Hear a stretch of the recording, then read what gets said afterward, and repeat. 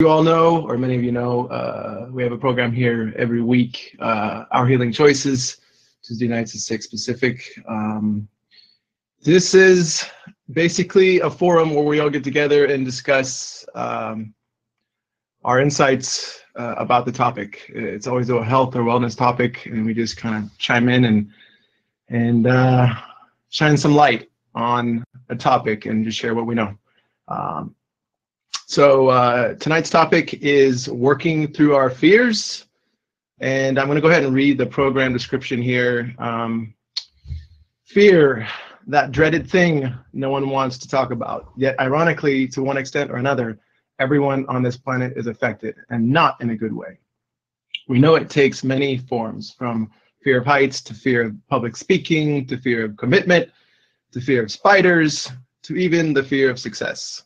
Depending on the fear and how often we feel it, it can even show its ugly head in a physical form as illness in our body. Here's a quote: "Life begins where fear ends," and that's by Osho. In this chat, we will be sharing our insights with each other into not only identifying our fears, but also understanding where they come from and sharing tools we use to get through them, even how to nip them in the bud before they have a chance to cripple our mind and our life. So yeah, really excited to hear what everyone has to say about fear. It's one of those long awaited topics, and yeah, the floor is yours. Any thoughts to start?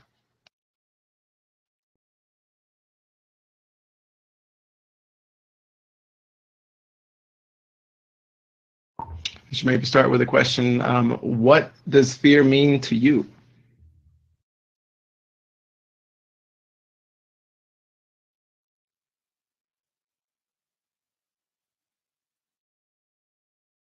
I don't know, it's kind of a hard one for me to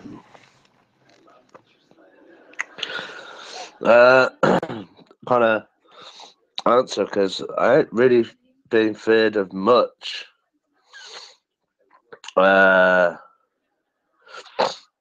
always been able to handle and tackle most things that have come before me and dealt with it, you know?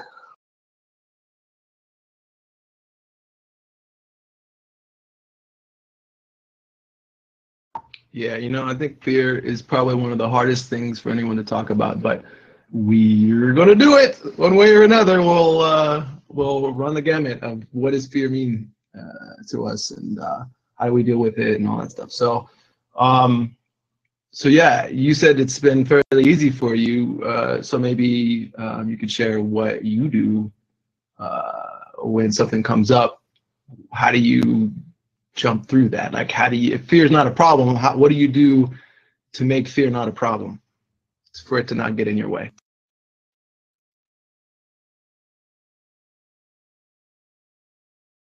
I don't know, I think having the confidence just be able to tackle a situation, not see it as an issue, but to see it as a challenge to be dealt with, or a challenge to not to be scared of, but also not to let it defeat you, but try it and see how it works, you know? I've done kind of all loads of kind of work. I've always been a people person. I do apologise for sniffing and snorting down the mic. I do apologise. I'm ever so sorry.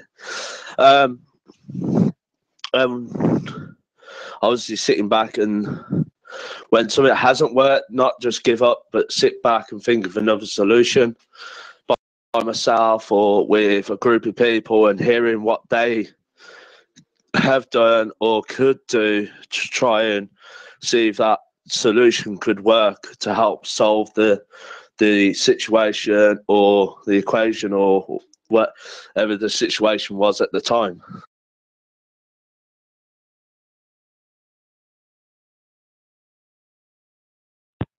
Hello, Ring of Fire. Now, I know I just walked in on this conversation, but what kind of fear are we talking about? If you're talking about me standing in front of a freight train, that's going to scare me. Somebody pointing a gun at me, that's going to scare me. The situation in which I have to work through, that's not going to scare me so much. Hi, everybody. Sorry I'm late. I kind of forgot. Hi, Buckshot, Andrew, everyone, Ray. Yeah, I think we're talking about the everyday kind of fears. You know, fear of new things, fear of a new job and moving and relationship, stuff like that. Not life or death kind of situations. Everyone's afraid of dying or getting shot, hit by a car, stuff like that. You know, if they're faced with it, of course. But I suppose we could discuss that too. You know, what would we do if we had a gun in our faces? You know, how would we handle that fear? There are all kinds of sides to this coin, but it's really about the solution. One thing that we always focus on, or at least I try to guide us to focus on, is what's the solution. You know, if fear is something that happens to all of us at some point or another, it's basically we're sharing our insights. Even if we're not quite sure our way works well, it may work really well for someone else. So guys, if you're listening to this and you're kind of half in on this, just share something. You know, I mean, you don't have to get engaged. Just, you know, if you want to just jump in and share even something that you do that even half works for you to get through your fears, because this is all about, you know, getting through the fears, you know, really huge, whatever it might be, you know, for sure.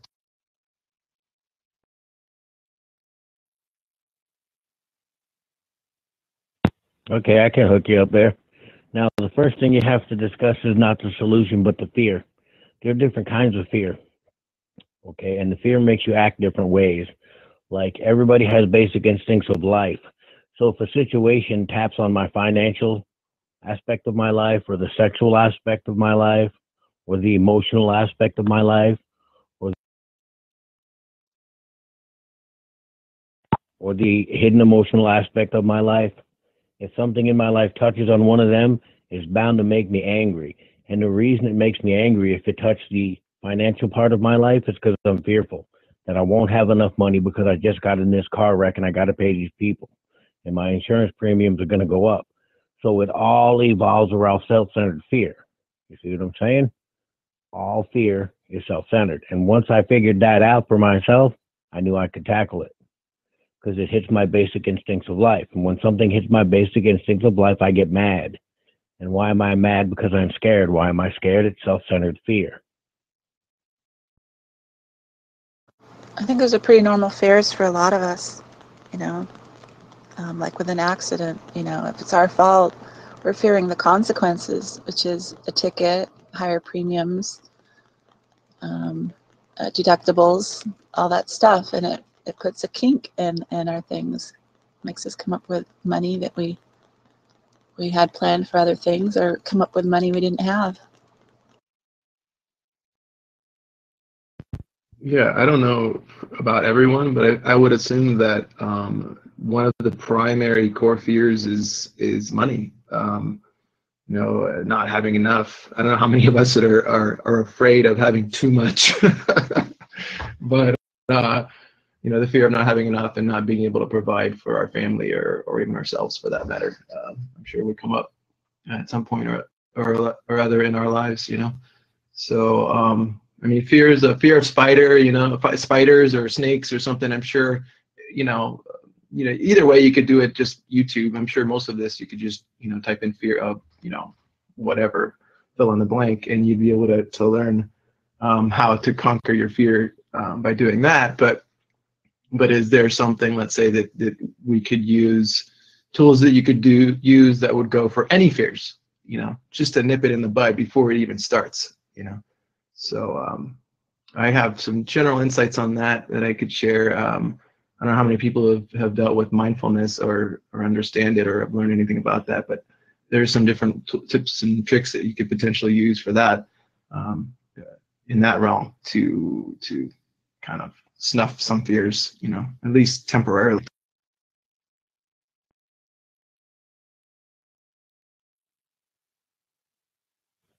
I would like to know what you mean by snuff it in the butt and mindfulness And I can't group it all together because it's not all grouped together. It all breaks down to self-centered fear, and the fear is from my basic instincts of life. Because if it's not my basic instincts of life, if those aren't being affected, I'm a pretty happy person. You know what I'm saying? So I don't see how you could take it all and just group it together and try to deal with it as a whole when it's all separate issues, which needs to be dealt with separately. I can't take 5 different things and deal with it the same way. It's not possible. They're 5 different things. Hey everybody, how's it going? Yo, what's up to everybody in this room? What's going on? I think it's yeah, we'll handle each situation differently, but how we face it can be quite the same in many ways. You know, are we going to face it calmly, rationally? Are we going to choose to work it out, think about it, come up with solutions? Are we going to get angry and walk away? Stuff like that.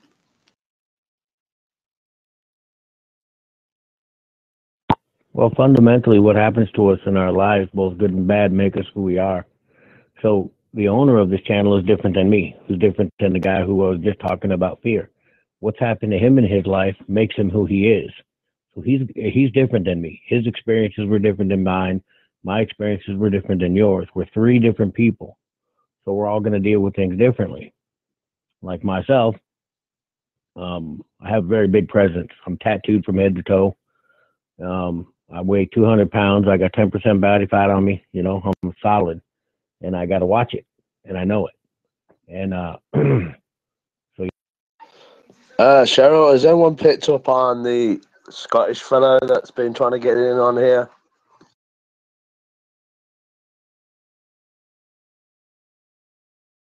whereas somebody else might have a problem with their mouth, I have a problem fighting. Somebody else might have a problem arguing. I find there's a lot to be said for restraint of tongue and pen. You know, not saying or doing anything that you would regret, trying to take myself out of the situation, maybe saying a little saying in my head, a little mantra of sorts, that would work for me, and stepping out of the situation to calm down, take some breaths. Some breathing techniques for me really work to calm myself down, to drop my blood pressure so I can go back to the situation and deal with it. That tends to work really well. There's a lot to be said for restraint of tongue and pen. Well, and that's a tip that you have to offer from your experiences, and that's what we do is we share better ways to deal with things, to improve all our lives, and those who don't suggest learn. Like everybody has something to bring to the table, and everybody has something to take away. Yeah, everybody might handle it different, but maybe we can learn a better way.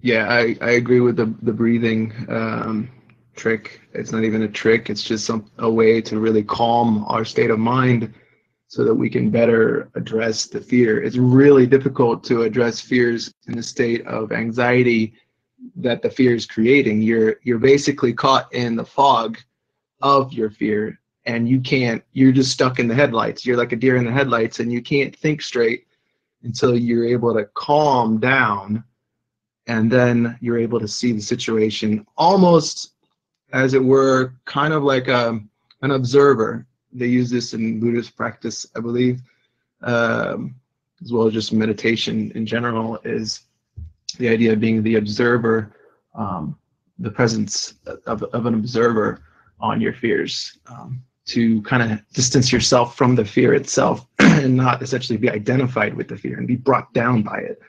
So yeah, breathing is one pretty major trick that a lot of people use. Yeah, they got these bowls, dowsing bowls. You can make noise with them. I find, strangely enough, this is very odd. It is, but it works for me. You know that bass music that you can get? Just bass. Boom, boom, boom, boom, boom, boom, boom, boom, boom. I can put that on this huge stereo that I got, and I don't turn it up real loud, but I just meditate to the bass music, and the rhythm of it, and I can feel it hitting my chest. So I get the physicalness of it, like I can feel it. It's a big stereo, and I can hear it, and I can meditate on things, and you know, kind of ask questions and kind of wait for answers, man. You know, I mean, I've been down that road, so I know kind of what's right and what's wrong. I'm a little older. I'm 43. I got a 13-page record for all the stuff I've done in my life. But I tell you this, the only way to be a wise old man is if you were a reckless young man. Live and learn the hard way with me. Yeah, sorry, but just dropping in quickly on this. Cheryl, I don't know if you've seen, but I bounced that Scottish guy out. It's been a bit offensive. That's fine. I prohibit him from talking, so he won't interrupt anymore. Yeah, the thing that came to my mind is that you said something about asking yourself questions. I think that's one thing that we rarely do. I'm trying to remember that to do that. And one that I just came up with right now was like, why am I afraid? You know, where is this coming from? Or what is this? And I think once you train your mind to kind of go into it, go deeper into it, like, where is this coming from?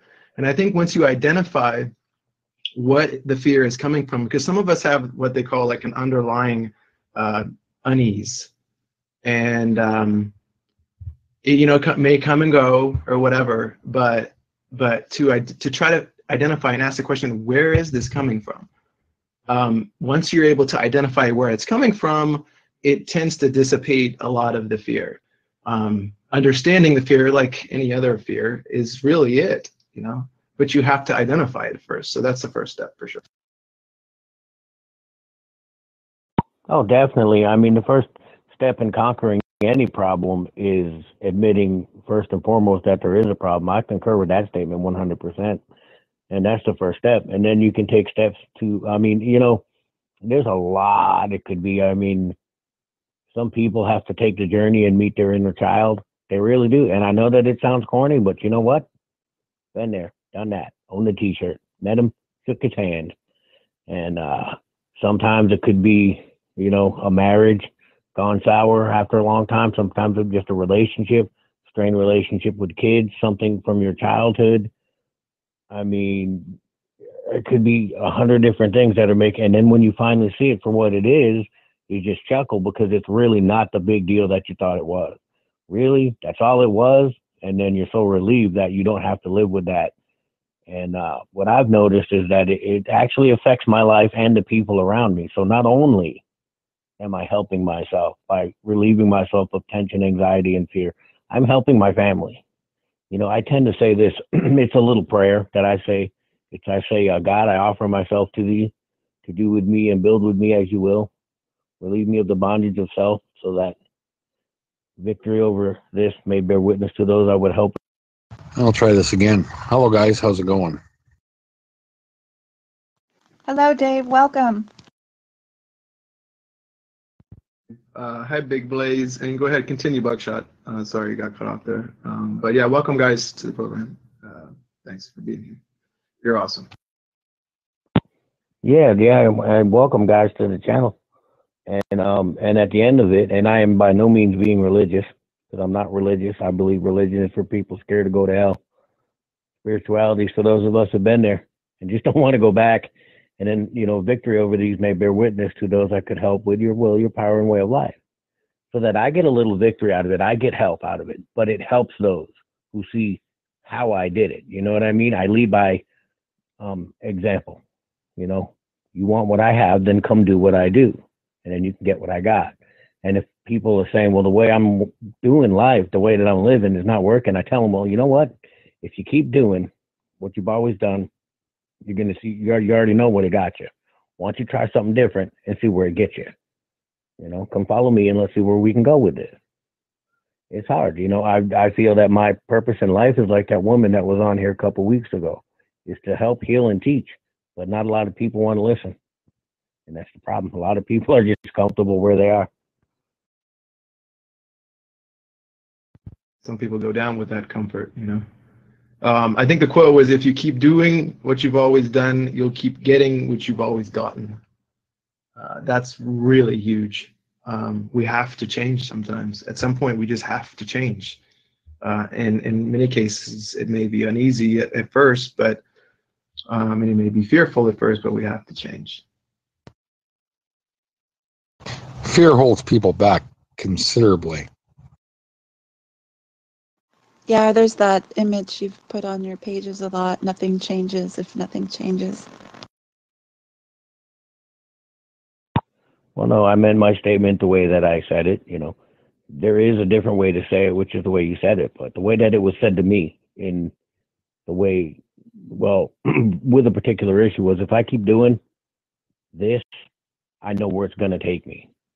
You know, the way that I was living. If I keep doing this, you're always going to get what you always got, man. You know, like you said, if you keep doing this, you know where it takes you. Why don't we try something else and see where it gets you? That's why I tried a different way of life. And it completely changed my life. I'm a better husband, a better father, you know, a better brother. I'm just a all-round better person. I don't live the way I used to. There's no need for it.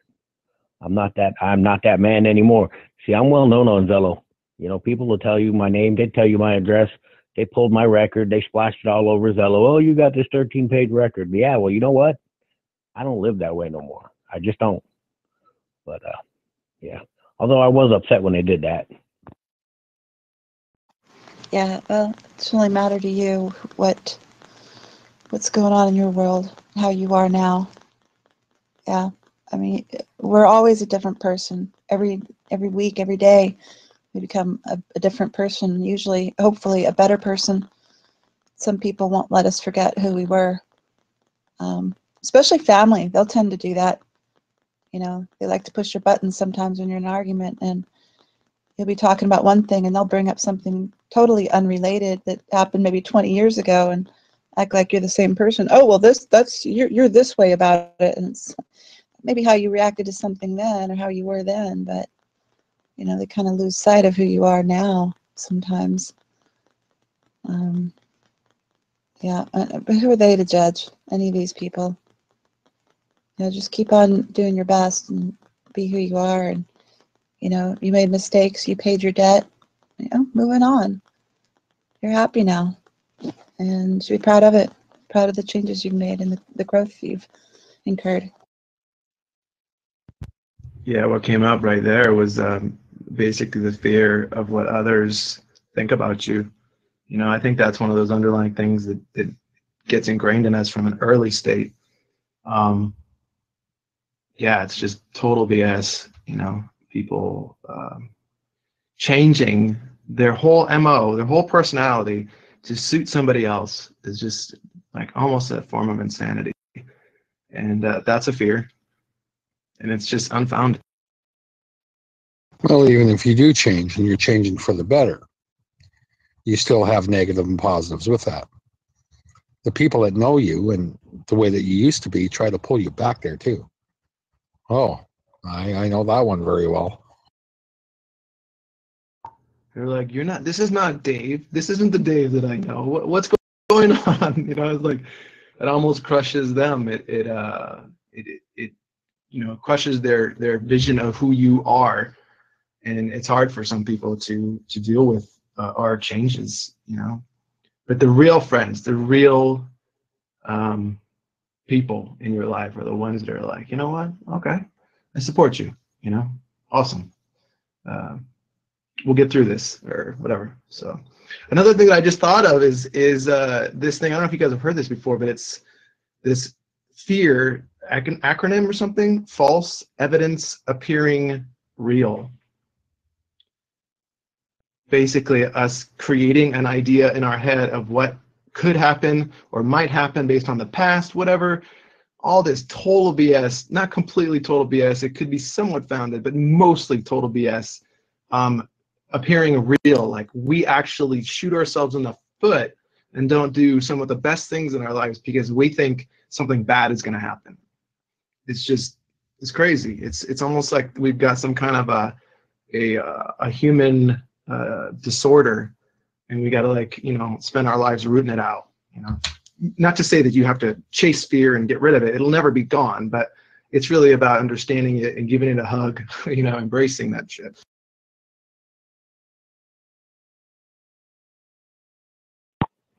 I don't know if that false evidence appearing real would be fear. I mean, me robbing a bank and being fearful that I've just ruined my life and my children's and family's life is way different than that. That's real evidence appearing real. I robbed the bank and I'm going in jail, you know what I mean? But yeah.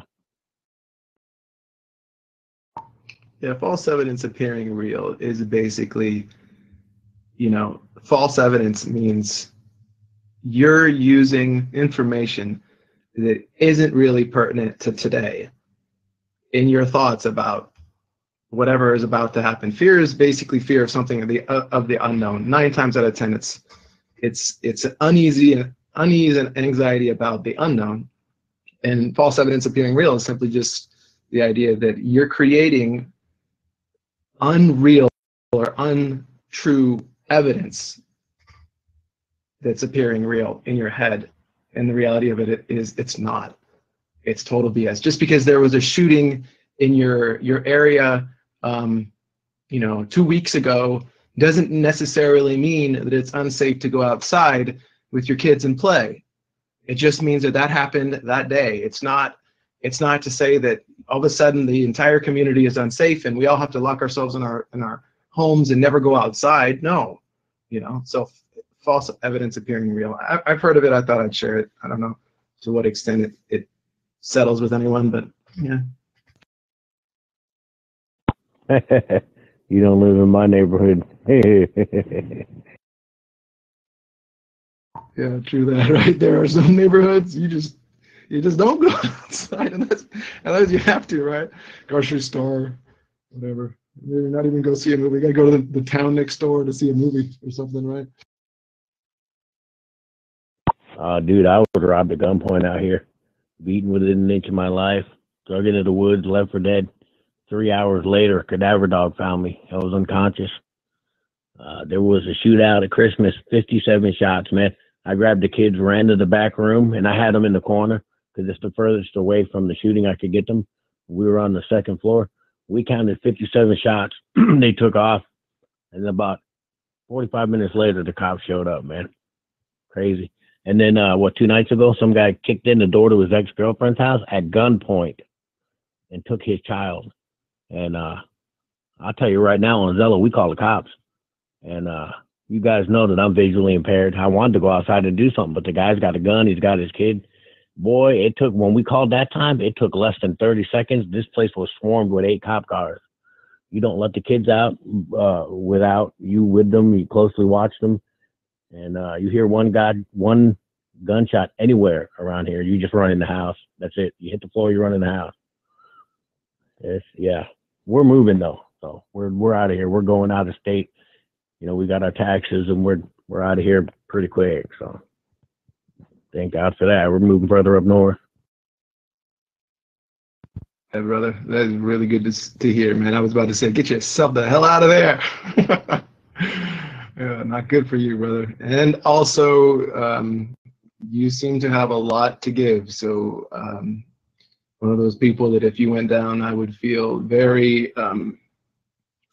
heartbroken that, another one of the spiritual warriors of love has fallen, and we don't want that to happen.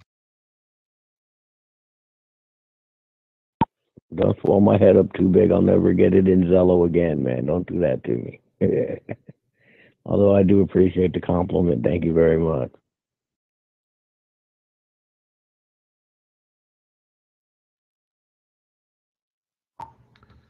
I just been taking notes. Hopefully you guys have too. I've been kind of always break out a notepad and write down stuff that comes to mind or whatever.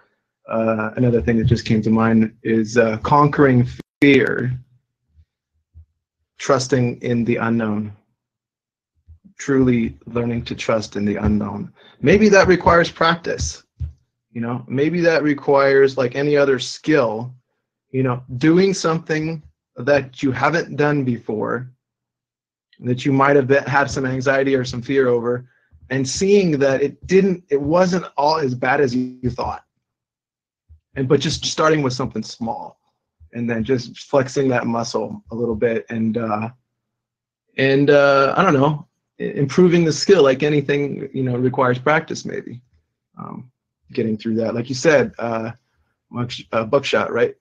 You've been doing this for a while. You've just gotten good at coping with that and jumping right through the fire of your fears. So I think we could all use a little bit more of a resolve, stronger fortitude when it comes to fears, and just jumping right through the fire. Not walking away, but jumping through the fire so we don't get burned, forever, so to speak. Well, I always find something new to step into as a challenge. Most people see that as a fear. They don't know what to do. Okay, let's move on. Let's just find out what's going on. Look at it as a challenge. It's something that you shouldn't fear. Yeah, I mean, change is inevitable, and so is death. There's only three things in life you can count on. That's change, death, and someone's going to hit you for taxes, because they always want their damn taxes. But the more things change, the more they stay the same. I mean, what is it, a new town, a new job, a new girlfriend, and a new kid, a kid leaving the house. I mean, it's just the same stuff. There's other people that have been through it. We're not the first. There's nothing that's the first for us. What, you might see a new movie, but I bet you could find the same concept in 100 other movies, and I like what you said about that too. Yeah, it's all, do I have the courage to do it? Because why should we be fearful? I noticed it with the younger people. Like when I was younger and I didn't ever have kids, my first kid, I was like, you know how you are with your first child, and you give the child to somebody to hold, and you're both standing there waiting for them to drop it. And the first time the kid coughs, you bring them straight to the hospital. Second time the kid coughs, straight to the hospital. You always get the high grade, the best of everything. Second dog, you're sitting there and the dog's licking the baby's face, and you really don't care because the baby's going to be fine because it's your second kid. Live and learn. First time fear, second time courage. You've already been through it. You've already learned. It's like you're not as nervous when you give that child, that newborn, to somebody that's never held a newborn. You just tell them, you cradle the baby, put your hand under their head, you'll be fine. And you're standing there and you're watching, of course, but you're not as nervous. They're holding the kid like it's a piece of china glass, like they're gonna break it. But yeah, man, and like with us, I'm taking my whole family here in a couple weeks, and I'm moving further up north. And I've moved them from Florida to Durham, and now from Durham, North Carolina, to where we're moving. And they're all fearful and freaking out. And I'm like, it's no big deal. We moved all over Florida, and now we're doing the same thing. No biggie.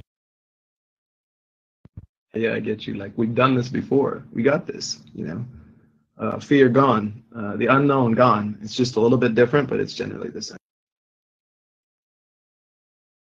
Yeah, and last time I moved with no money. This time I'm moving with a lot of money. I'm not going to say how much because I'm not going to sound like I'm bragging, but a lot. I work, and my wife has 2 jobs, and we got 2 children. I have a 6-year-old left and a 7-year-old, 10-year-old left in the house. We make pretty decent taxes. My wife works about 70 to 78 hours a week, which means I barely see her. And I have a full-time job myself. And yeah, so we have a lot of money. Plus, we've been saving. We've known for a while. We've known for about a year. So we've been saving for a year. Plus, we get a huge amount of taxes because we put in to get back as much as humanly possible. We pay in as much as possible. So the checks are a little bit smaller, but we get a big hit at the end of the year. So it's a big nest egg to start on. I'm not fearful of nothing. What the 28-hour ride is going to take me to get there, that's about it. I'm taking a U-Haul with my buddy, and they're going Greyhound because they won't fly. I told them they should just fly, but there you go. Fear. And they're just too scared to fly. All 3 of them do not want to get in that plane. Here's a good quote that I found, actually, that I've collected over the years. This one's by a woman named Teal Swan. It says, "We do not fear the unknown. We fear what we think we know about the unknown."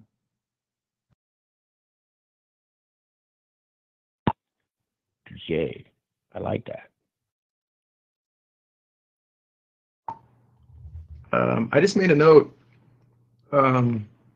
This whole idea of understanding the change that we're moving into. So let's say whatever fear it might be, let's say it's public speaking. I'm just gonna throw that out there because I'm just assuming that's what's the biggest fear of everyone. How do we, get through or overcome our fear of public speaking? We learn about it. We do it. We try to, like you said, if you've moved before the first time you moved, you didn't know what that was like, and everybody was a little afraid and understood. But then the second time, it's like we kind of got this, right? We understand what this is, and we can roll with it a little bit more. Maybe not so much the flying and the plane or whatever, but yeah, understanding what it's like to be a speaker and learning more about how to do that is a way for us to minimize our fears, because fear is mostly about the unknown. So the more we can know about what we're afraid of, and the better we can be at that. And in that case, like, I don't know, with planes, it's kind of hard because you're flying or you're not. There's no in between, So maybe just doing it once and hopefully the flight goes well and smooth and it's not all that bad, But with anything, it seems like maybe getting through our fears, and it's really about talking to someone who's been there, done that, who can give us a little bit of an insight or a picture of what it's really like, as opposed to us believing the bullshit that's going on inside our head about the fear that we know nothing about. Sometimes you just got to take a deep breath and jump into the cold water. I can sit there all day and talk to you about what it's like to fly in the 747 or a little Buddy Holly plane. But until you actually do it, I've told some people that, I've talked in front of groups of hundreds of people. It's what I do. And about a particular subject, a precise and specific subject. And I help people on an individual basis go through their life. And part of what we do is paperwork. And that's about all I'll say with that. And so, I mean, it's nonstop in my life. It's like every day I help these people and try to conquer their issues and their fears and deal with them on a day-to-day basis. And sometimes, quite often actually, I speak in front of mass groups of people, that be it at a church or a college or a function. I think the biggest group I ever spoke in front of was about 400. The smallest was the first time, was about 20 people. And I was so nervous. I was so scared. And then when I got up there, I thought to myself, wait a minute, what am I so scared about? I get to talk about something I know a lot about. It's going to potentially help some people. And it's one of my favorite subjects. My fear was gone. It was gone. And it never came back. Never, not once. There are some people that do things well in that particular field. And me working with other people and speaking came naturally after that first time, pretty much. And yeah, working with other people is a little easier because that speaking has its own rhythm and takes on its own life. Like you might even have pages there, but depending on the tone of the group or what you're talking about, it'll take on its own life. But working with other people has its own set rhythm. It's A, B, C, D, E, D. You know what I mean? That's just easier. You sit down with somebody. Well, with me, you sit down with somebody one-on-one and you go through something, and then they see it what it is for, and then they can move on from there.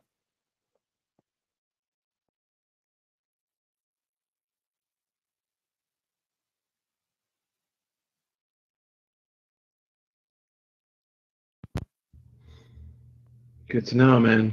Good to know. Yeah, what am I afraid of? Like, when it comes to speaking, that kind of thing is pretty important. Asking that question. Well, what is this? It's a pretty good question to ask, I think. I can tell you a trick. Tell a joke. Maybe two, but don't do any more than two jokes. You'll look arrogant. A joke has to be quick, funny, and not dirty. You don't want to offend anybody, so it has to be politically correct. So try to make a joke about the topic. Find two very, very funny, very simple jokes. You don't want long jokes. People don't want to sit through a long joke. I don't like long jokes myself. Two little short jokes. You tell a little short joke, then you start talking about the topic. You make sure that the beginning of it leads into a second joke. And then once the people start laughing, you'll just get into the rhythm and your anxiety should go away. At least that's how I did it.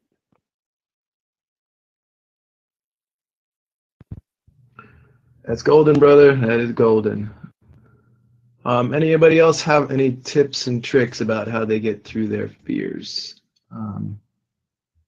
It's what this topic is about tonight. We're just kind of discussing, more or less bragging about what works for us. This is the no shame hour and a half or so.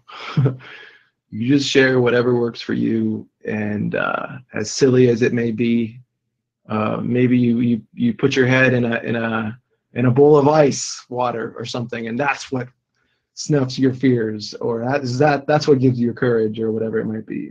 We're sharing tonight. This is it. This is no shame, authenticity. Just share what works for you. I like his tip. It's like a spoonful of sugar helps the medicine go down. Yeah, a lot of things can be lightened up and alleviated, smoothed over with a little humor. Some people have absolutely no sense of humor, and if you pick the wrong person, or your timing's wrong, or the humor's wrong, you could actually aggravate it, or aggravate a person, which can aggravate a situation. But as a general rule of thumb, a little lightheartedness can go a long way. Yes, but history tells us one thing. Lots of wars were started on good intentions. I like the fact that he mentioned that if you're going to tell a joke, you cannot offend anyone. It can't be a joke that pokes fun at somebody for the political, religious, any kind of reason. It cannot be that. It has to be a fun, lighthearted joke. And that totally makes sense, and that sounds really like a great plan. If any of us find ourselves in that situation, which we will, I'm sure, undoubtedly, from time to time, be in a situation where we are in front of a crowd of people having to make a speech. Hopefully it's about something we're passionate about.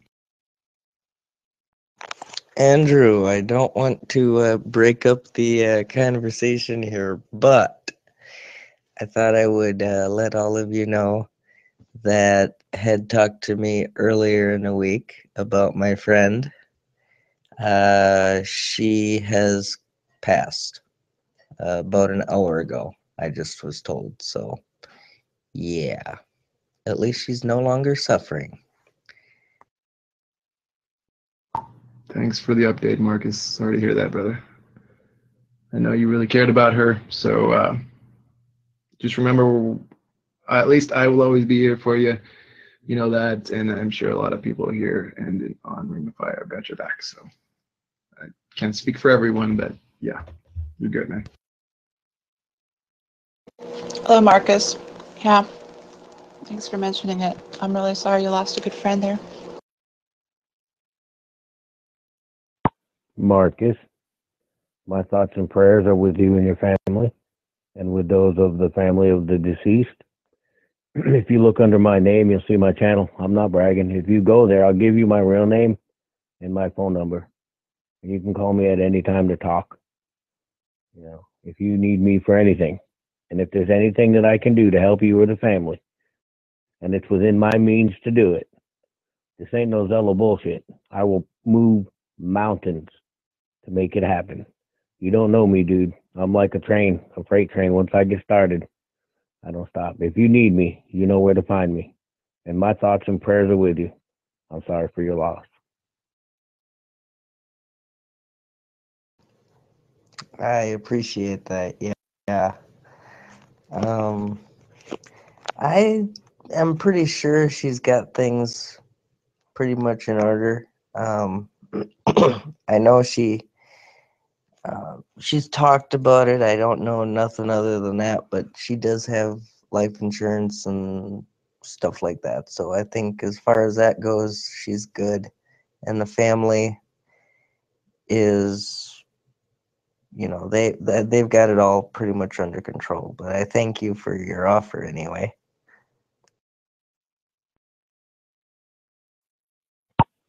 Not a problem. My offer for conversation stands. You need me for any reason, just people on the channel can tell you where to find me, man. And yeah, I understand. My wife lost her mom a couple weeks ago, and that's why we're moving, to be with the rest of the family that she still has. So I understand. I watch my wife walk in hollow-eyed every day. She's been doing it for 3 weeks. Sometimes I just don't know what to say to her. Been with her for 10 years, and I'm watching her falling apart.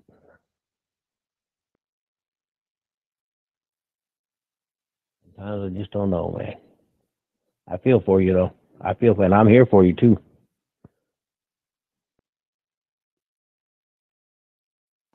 I appreciate it.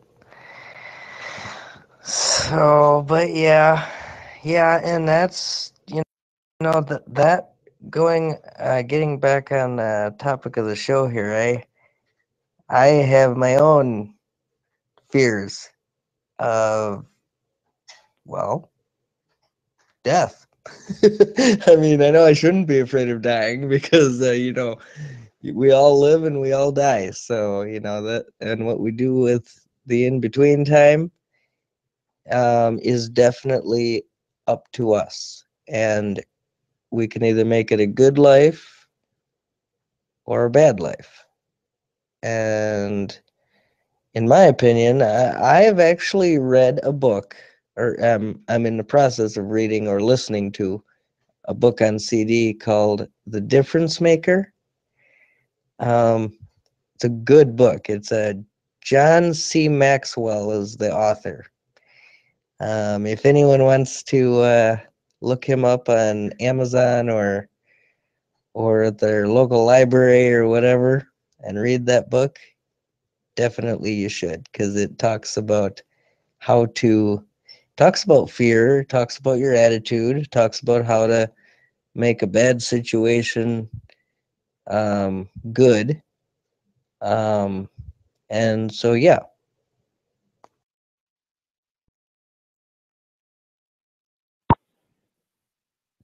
Interesting. I'll have to check that out. I'll have to listen to it. I'm visually impaired myself. I've lost the ability to read, right? I can't cross the street and stuff, so I have to check out the library on that book, man. But I have innate fears about death myself, but I do know this much, and I've researched it to find out. I'm chemically tied to this planet, so is every other human being. I'm biologically tied to every living organism on this planet, every microscopic bug, to every other animal, to every other human. I'm biologically linked to them and tied to them. And I am atomically linked to everything in outer space, every celestial body, every asteroid, the sun, the moon, everything. It's a scientifically proven fact. You know, that tells me that something greater at work is at work here. It tells me that life did not start in a cipher, originate from nowhere, and is in an endless rush toward nowhere. It can't possibly be that two chemicals had to come together and had the humor to make me. That's just not the case. I'm linked to the planet. I'm linked to everything on the planet, and I'm linked to everything in outer space by accident. No, I don't think so. And you know, energy is the one thing they can't explain. It goes from one form to another form to another form to another form. I don't know all the forms, but the body makes so much energy. Where does that energy go? You know, they can't explain it. It just keeps going and going and going. I believe the universe wastes nothing. Hey, everybody. Sorry I'm late for the topic. Hello, Matt. How you doing, brother? Hope all is well. Hey, better late than never will always be the motto here in the Ring of Fire here on the program for sure. I just found a quote. It's funny, I wasn't quite going to share it, oddly enough, and then you mentioned fear of death. This quote is by a person named Naguib Mahfouz. And this person says, fear does not prevent death, it prevents life. That's awesome. That is awesome. Can I use that? I'm stealing it. I'm stealing it. Hey, what's up, guys? Yeah, that's a good quote. That guy, he's an Egyptian poet, Naguib Mahfouz. He died a few years ago, I think. But yeah, if you read a lot of his stuff, it's really good. How's everybody doing? Hey, thank you, brother, for that good tip. I did not know who this person was until today. So it's good that someone else knew him. That's awesome, man. That's awesome. Welcome. I've got a fear. I've got a fear that I'm not going to get over my giving up coffee. I'm 43 years old. I've been drinking coffee since I don't know how long. I don't know what, 10, 11? And I've got this hugest headache that I fear is going to split my head open.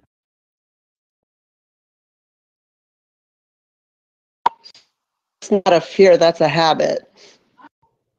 Oh, sorry, dude. But yeah, I too have a coffee addiction. Matter of fact, it's time for me to fill up my cup again.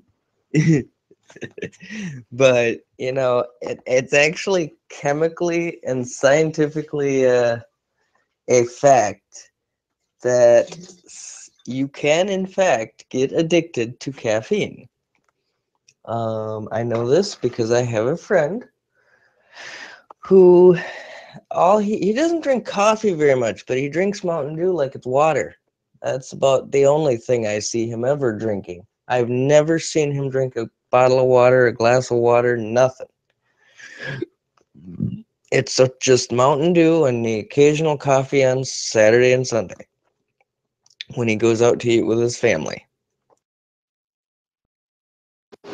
I'm drinking coffee right now.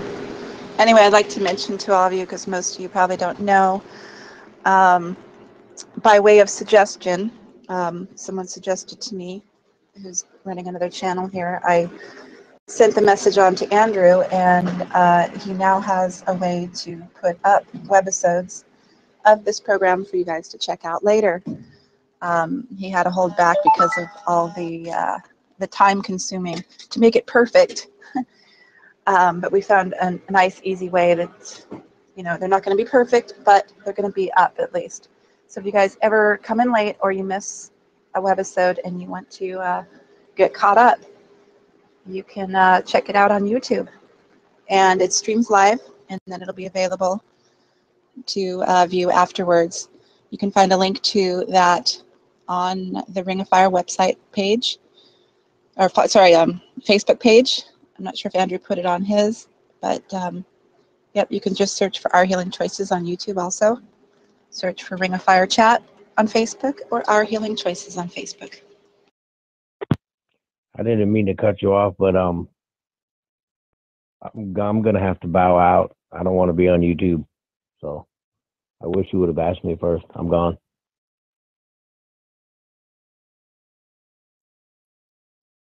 Oh, okay. Andrew didn't mention it. Yeah, I think I had suggested Andrew might. Yeah, we did. We talked about that, letting people know that they will be recorded. Yeah, it's in the profile, the Our Healing Choices profile. So I don't mention it every time because it just becomes kind of a arduous. I probably should. I apologize for that. I just thought since we did some research and we found out that since Zello has a clause that just simply by being on Zello, you could in essence be recorded by just about anyone on Zello, that we figured it wouldn't be too much of a stretch to just, in addition to that, putting it in the profile just so people know that, you know, they're going to be a part of the program, you know, that we do record it so that other people can benefit from it. And that is the only reason, so that someone, hopefully a lot of people can benefit from this, you know, especially this talk. This is a great, a good talk. A lot of good nuggets we're digging up.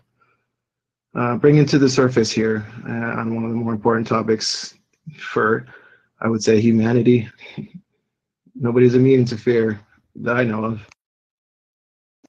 Yeah, certainly it's for beneficial reasons to share, so other people can benefit from this program. No bad intentions or exploitation was intended. But yes, anybody can be recorded at any time, anywhere on Zello, even in private. So she'll keep that in mind and mind her P's and Q's, right?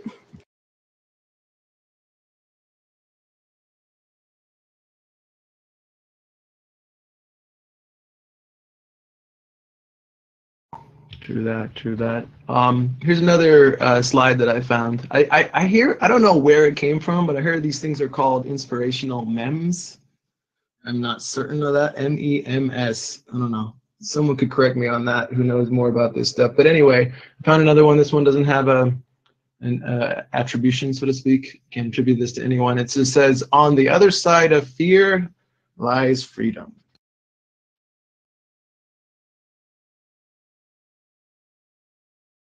We think we live in a free country where freedom prevails until we realize that we're not fear until we're not truly free until we're free of fear, let's say. Yeah, that could be argued, I'm sure, but yeah. Sorry to cut you off, Andrew. But to that person who said coffee is an addiction, think about smoking. Like, what happens when you get off of smoking? You go through withdrawal until you get over the withdrawal, and then you have to deal with the cravings. And you know, if you see other people smoke, you're gonna smoke. And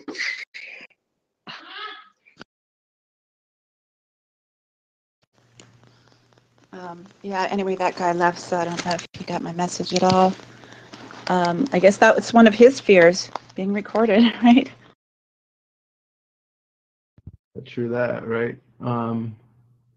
It's too bad too, because he seems pretty genuine, pretty real. You know, kind of person that people could really learn a lot from. You know, and those are the kinds of people that, you know, I not expect to show up here, but you know, I'm super grateful for, very proud of showing up for, of those people that showing up here, because it's really just getting out of that fear. I mean, I had to overcome my own fear of having my own quote unquote radio program, or even in this case facilitating one.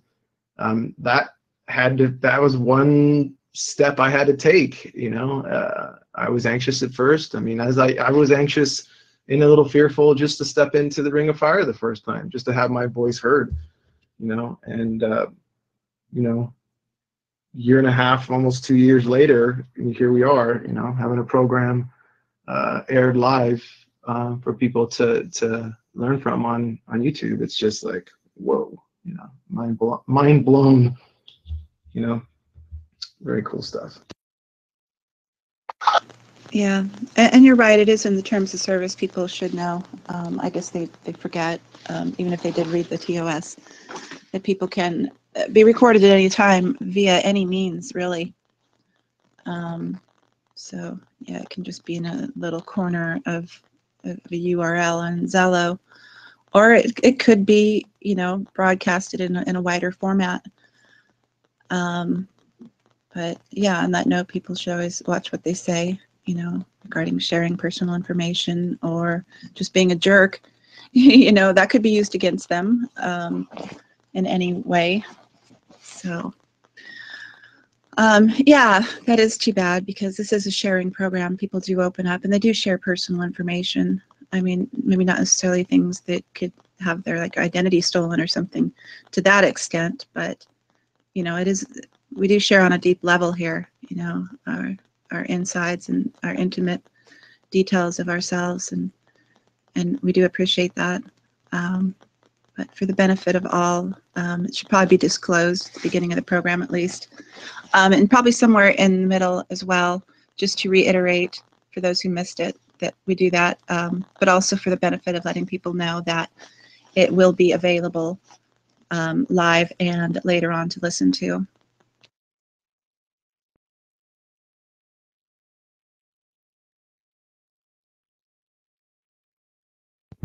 I agree. I think I'm going to make an effort to do that. And if I forget to mention it before and at least somewhere in the middle, if anyone else wants to chime in, you as well. I mean, Cheryl and or anyone else who'd like to chime in and just remind people, by the way, grateful to have you all here and, sharing your insights, being authentic, being real. A lot of people could benefit from this, but we are being recorded and it is going up to a larger audience that, that for sure will be very grateful to have this content amongst the muck of what maybe they're used to. Who knows, right? You never know whose ears this kind of thing program will land on. So anyway, I'm gonna share another quote, inspirational mem here with you. Again, this one doesn't have an attribution. There's nobody that I can attribute this to. It says, "Everything you want is on the other side of fear."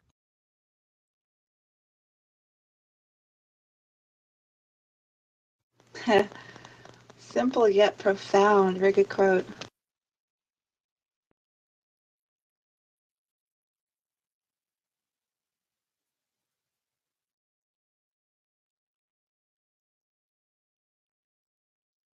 Oh, and might I mention, you're talking about your fear of even getting this going, or even speaking on Zello. Yeah, sorry, you got over that hurdle gracefully, and you improve with every week, and it just keeps getting better, and you've done just such an awesome job here, and I'm very proud of you and Ring of Fire and all those who have contributed to make this program what it is today. Oh, and one more thing, everybody. This is, if the calculations are correct, webisode number 99 is the 99th program of Our Healing Choices that we've done here in Ring of Fire. We're 1 week away from number 100. We're doing this for quite some time. So congratulations, Andrew, and congratulations to you all.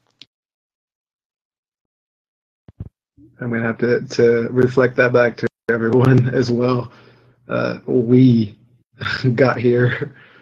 I think just the format where people get to share their insights and we all get to benefit from it is just the more unique part about this program. And it's just so cool to have awesome people share. We all have insights into these things, and some of us have more than others, and some of us have some super nuggets to share that can really help others avoid some huge potholes. So thank you, Cheryl. It's really it's an honor to be here and an honor to be doing this. I couldn't think of any other place it would work for this program. It would have been so much more difficult without you in Ring of Fire. So I'm super grateful to you and Ring of Fire. So yes, thank you all. Woohoo! To tell you the truth, we are actually at week number 99. I have missed probably about 4 or 5 at the most, maybe, in all this time. Cheryl, I think, filled in one time for me when I wasn't able to do it. Hopefully that wasn't too much of an issue, and that it could happen again. But really don't have any way at this point. It was kind of rough in the beginning. It was a perfect recording in the beginning. All I know is the date of the first program, and I just mapped that out week to week till today, and that became 99 weeks. So maybe we've had, I don't know, 94, 95 actual programs. But it doesn't matter. Since I can't really calculate it for sure, we'll just go with week numbers. Maybe we'll even just drop the week and just go with program number. It's only just to reference it down the road if we were to bring some of the recorded episodes that we've done before up to either YouTube or to a podcast or whatever. So, but I wouldn't mind having a little, I don't know, virtual raising of the glass toast on the next episode. So yeah, that'd be cool. hopefully we can have more people around to kind of celebrate what we've learned and stuff like that, where we're at. If we've learned anything from the program, from others, to share that, maybe that's what we should have the topic for. What have we learned? Or where are we at? Something like this. I don't know. We'll see. Yeah, you're stealing my ideas. Well, not my ideas, my thoughts. You're taking them right out of my head. Yeah, I was thinking of maybe some sort of celebratory thing for next week, like we did the 1-year anniversary last year. Second one's coming up pretty soon here too. I think we can raise a glass any week though, but for sure next week, and kind of take that into consideration when we choose our topic for next week, that it is going to be the big triple digit 100 episode. But thank you, Andrew, for all you've done here. The program's been amazing. Your attendance has been amazing. And yeah, I'd say about 4 or 5 as well. 2 birthdays, I believe, of yours you missed, and 2 or 3 other occasions where you're with friends. I'm sorry, family, I believe, maybe friends. But yes, congrats. And I'm raising a glass to you right now, too. Cup of coffee.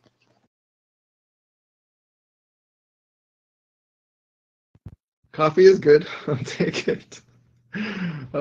Yeah, I was gonna say send some my way, but I don't know. Unless it's French vanilla and iced, then, and with half the sugar, I'm good. Awesome, thanks. You're awesome. Y'all are awesome. So yeah, what else do we have to talk about? Theater. So much. Anyone have anything they'd like to share? A fear that they had that they got through, maybe? How did they do it? That kind of thing, just share a pothole you avoided, so to speak, and maybe you learned from someone else and you're just passing it on to us. Yeah, maybe share that stuff. Well, if I may thus recite the most famous quote about fear, the only thing we have to fear is fear itself. But let's see, I lost my thought. Yeah, anyway, congratulations to all of you. This program wouldn't be what it is without all of you as well. And you're welcome, Andrew. You're awesome.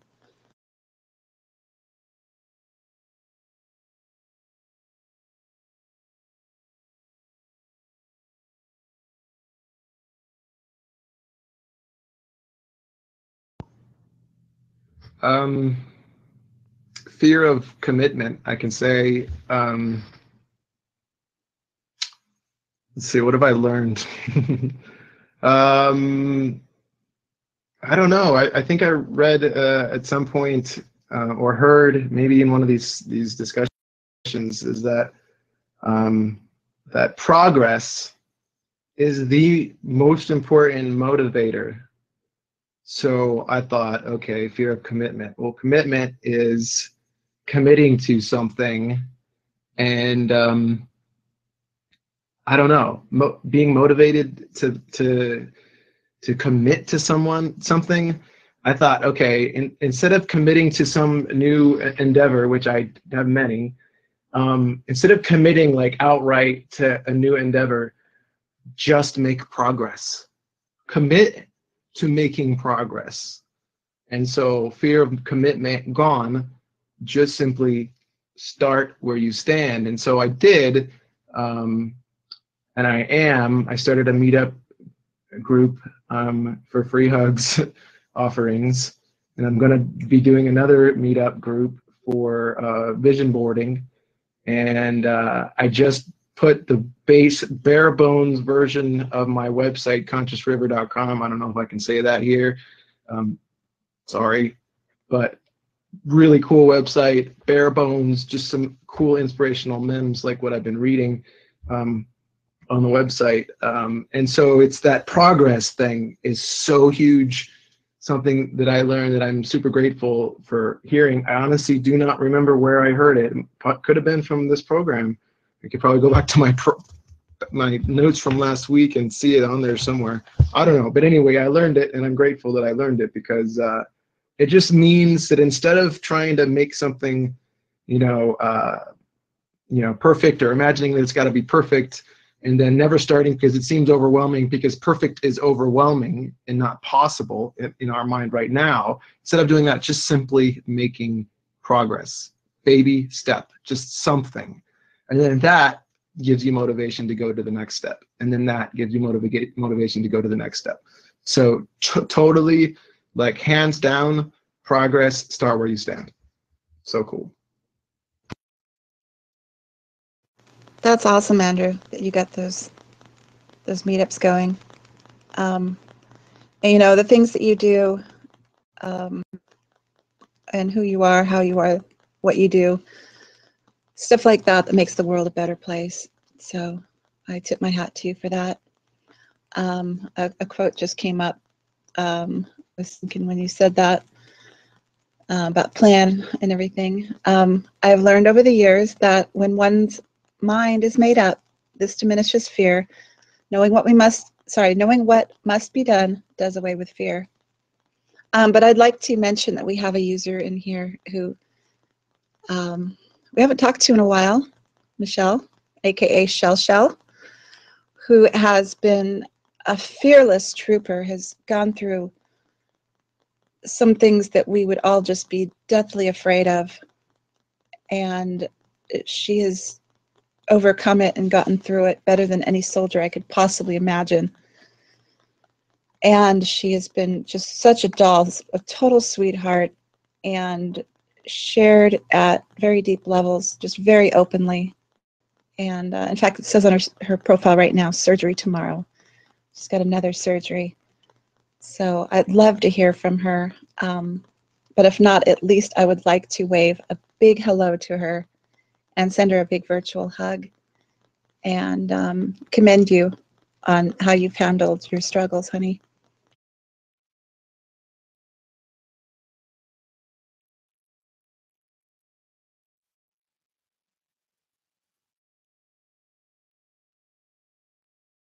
And I hope she's listening. Hello, Shell.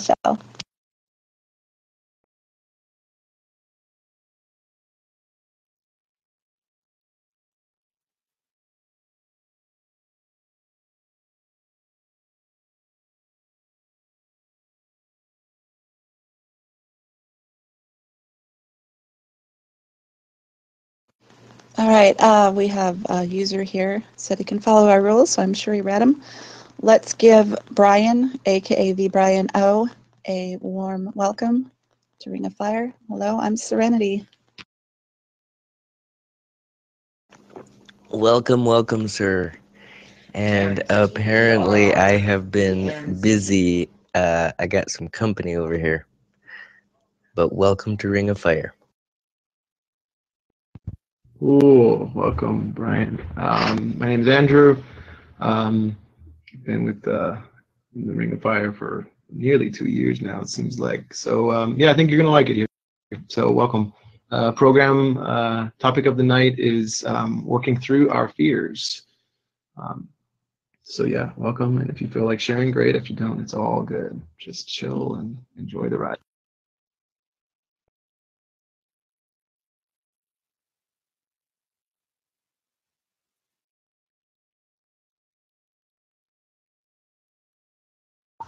Hey, thank you. This is my first time. I've just discovered this app, so I'm a virgin, if you will. Just checking everything out. Thanks for the welcome, though.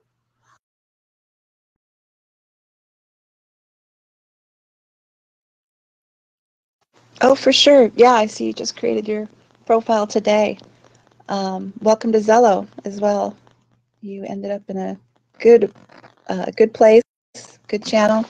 We're right in the middle of a wonderful program we do every Tuesday called Our Healing Choices, where we discuss things that are good for us, ways to make our lives better. We share and learn in here. So your timing is excellent.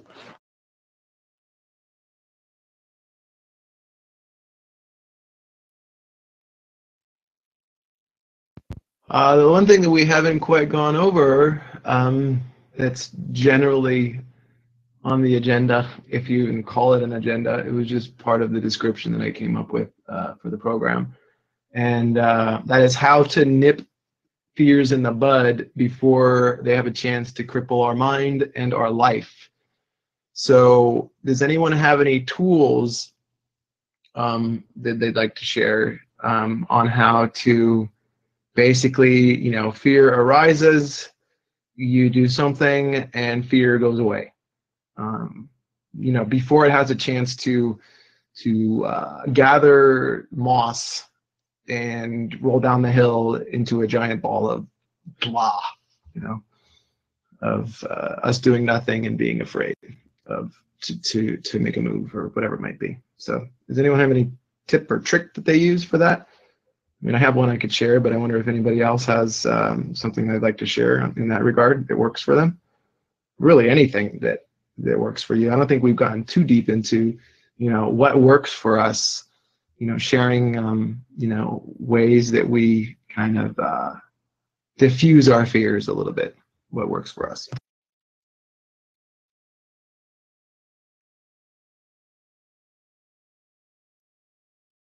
Real quick, I'd like to welcome the new interested users and let you guys know that you can become part of the channel and speak in the open channel and join us in our discussion simply by reading the rules if you haven't yet, and letting us know that you'll follow them. Just click the picture to the left and scroll down to find those rules.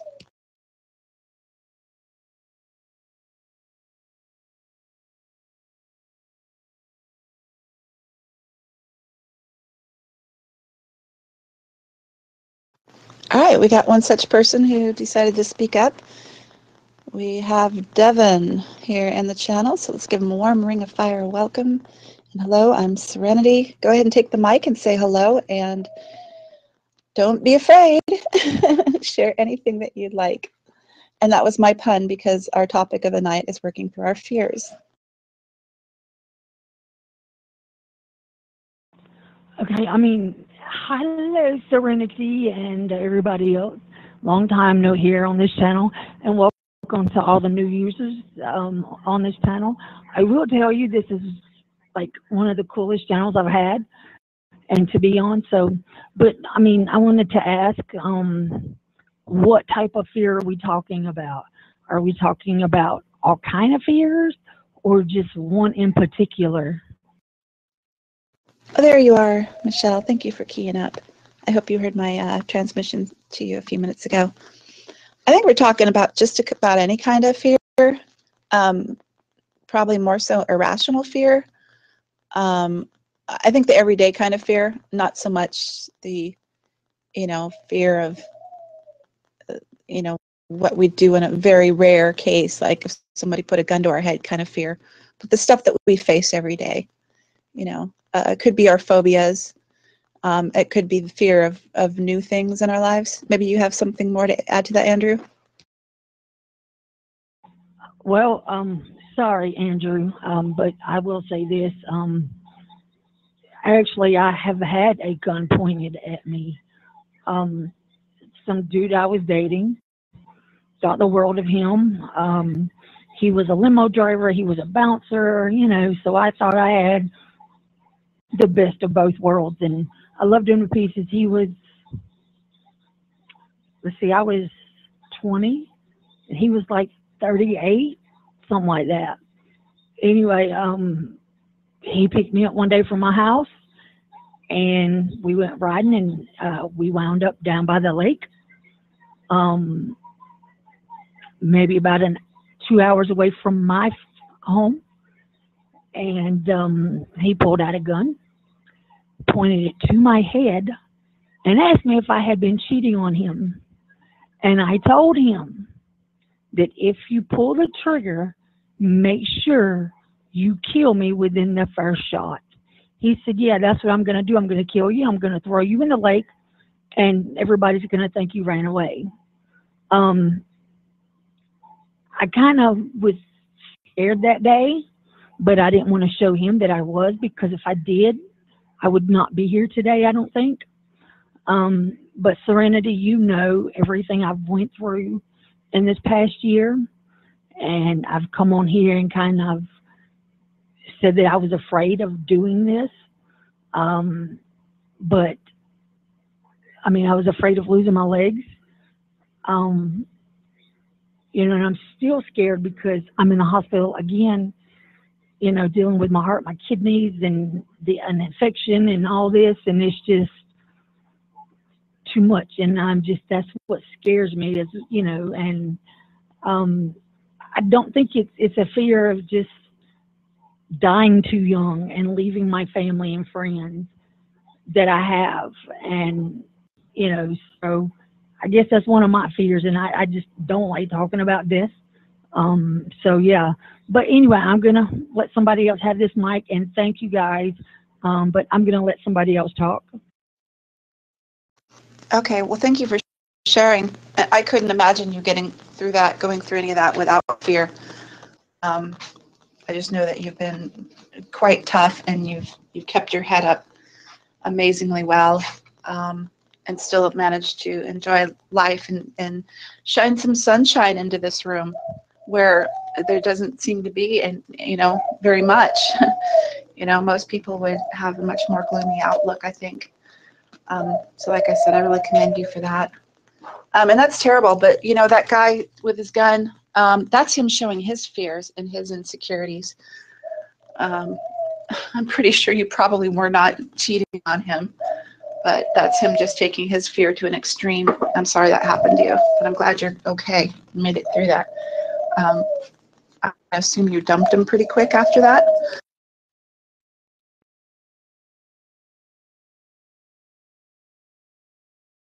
Yeah, definitely grateful you're okay.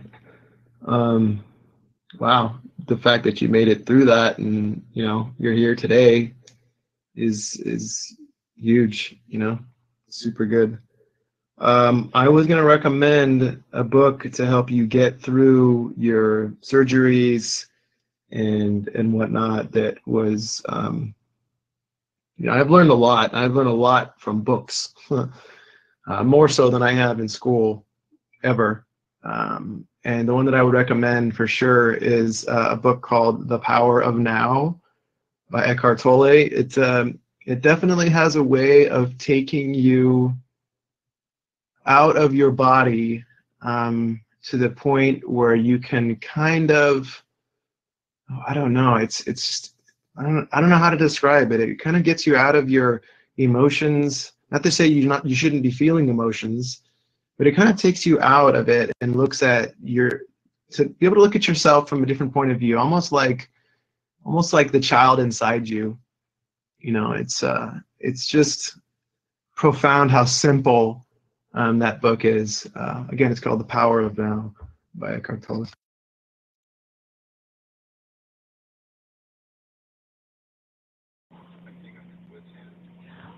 Yeah, I actually did not dump him that day or the next day, because that scared me so bad that if I did, he would actually kill me or somebody in my family.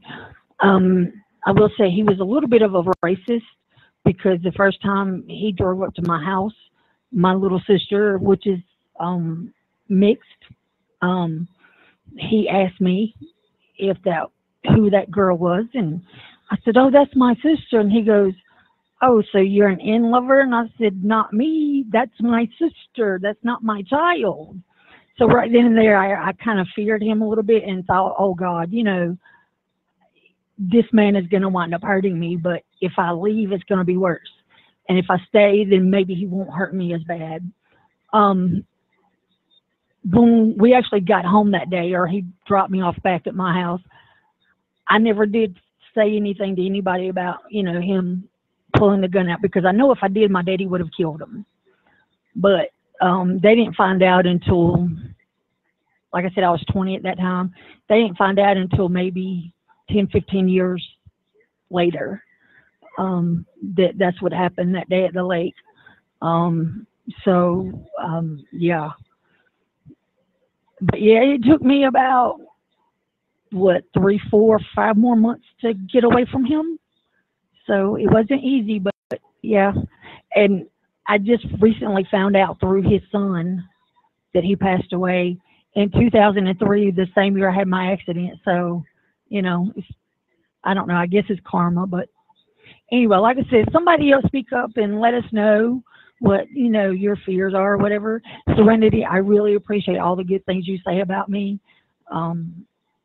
about, you know, bringing stuff into this room, sunshine, I guess. Thank you for that. I just try to come in here and say hello and make sure everybody's okay. But yeah, somebody else speak up and let us know what you are fearful of, what you fear, and let's talk about it. Well, you deserve that comment and so much more. You're a beautiful person, going through a tough thing. And you certainly don't deserve it. And I just lost my thought. But yes, oh yes, thank you for sharing. We all appreciate that. Yeah, don't hesitate to share. And you know what, your words are a lot more important than you think. You're sharing. Every word that you say is just a ripple, and it's I can feel the love in everything you say. So don't ever hesitate to speak your word. Your voice can change a life. Your voice can, you know, brighten someone's day. You know, never be afraid, especially not in here. I was thinking about it, this whole idea of fear of others. You know, it's not just our own fears that we're hitting, but it's also potentially people in our life that we are afraid of, that don't allow us to be fully alive because we're stuck in the fear of them and what they might do or whatever, and that keeps us from living fully because we're stuck in that fear. We're not free because they're in our life. So if anyone else has something to share about that, it's great. Shell, or was it Michelle? It's okay if you want to share more about it. It's totally cool. There's no attachment to a specific, like, we have to have this or that happen here. It's just whatever happens, whatever you feel like or don't feel like. It's all good. It's always going to be all good. So yeah, that's just a thought. Fear of others. How's that go down? You know, how do we work through that? Because that's a difficult one. We got our own fears to deal with. How do you deal with others? You know, it's a tricky one. Yeah, thank you guys for that comment. Really, it touches me to know that two people that never has met me face to face can say such beautiful things about a person. And I actually give all that love right back to you two for bringing me into this channel and for letting me kind of come in here and vent or speak or whatever I needed to do, you know, that particular moment. It's just right back at you two.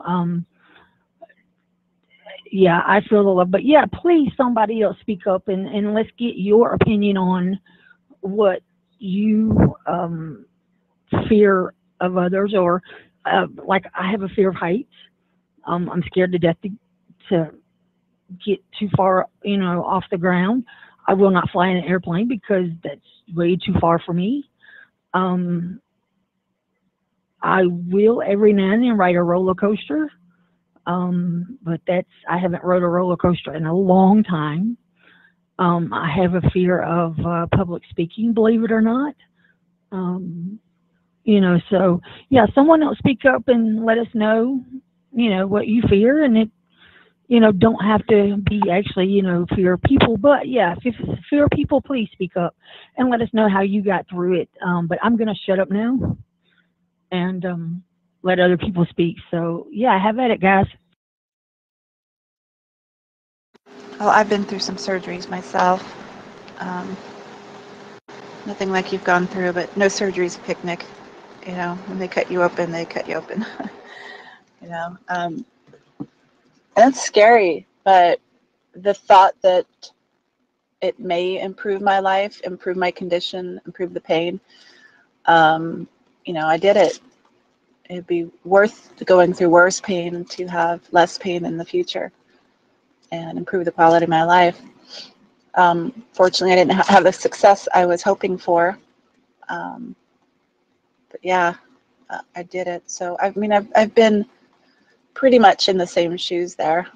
I certainly understand what you're going through. And it was never a life or death kind of thing, like I'm sure it was with you for some or all of your surgeries.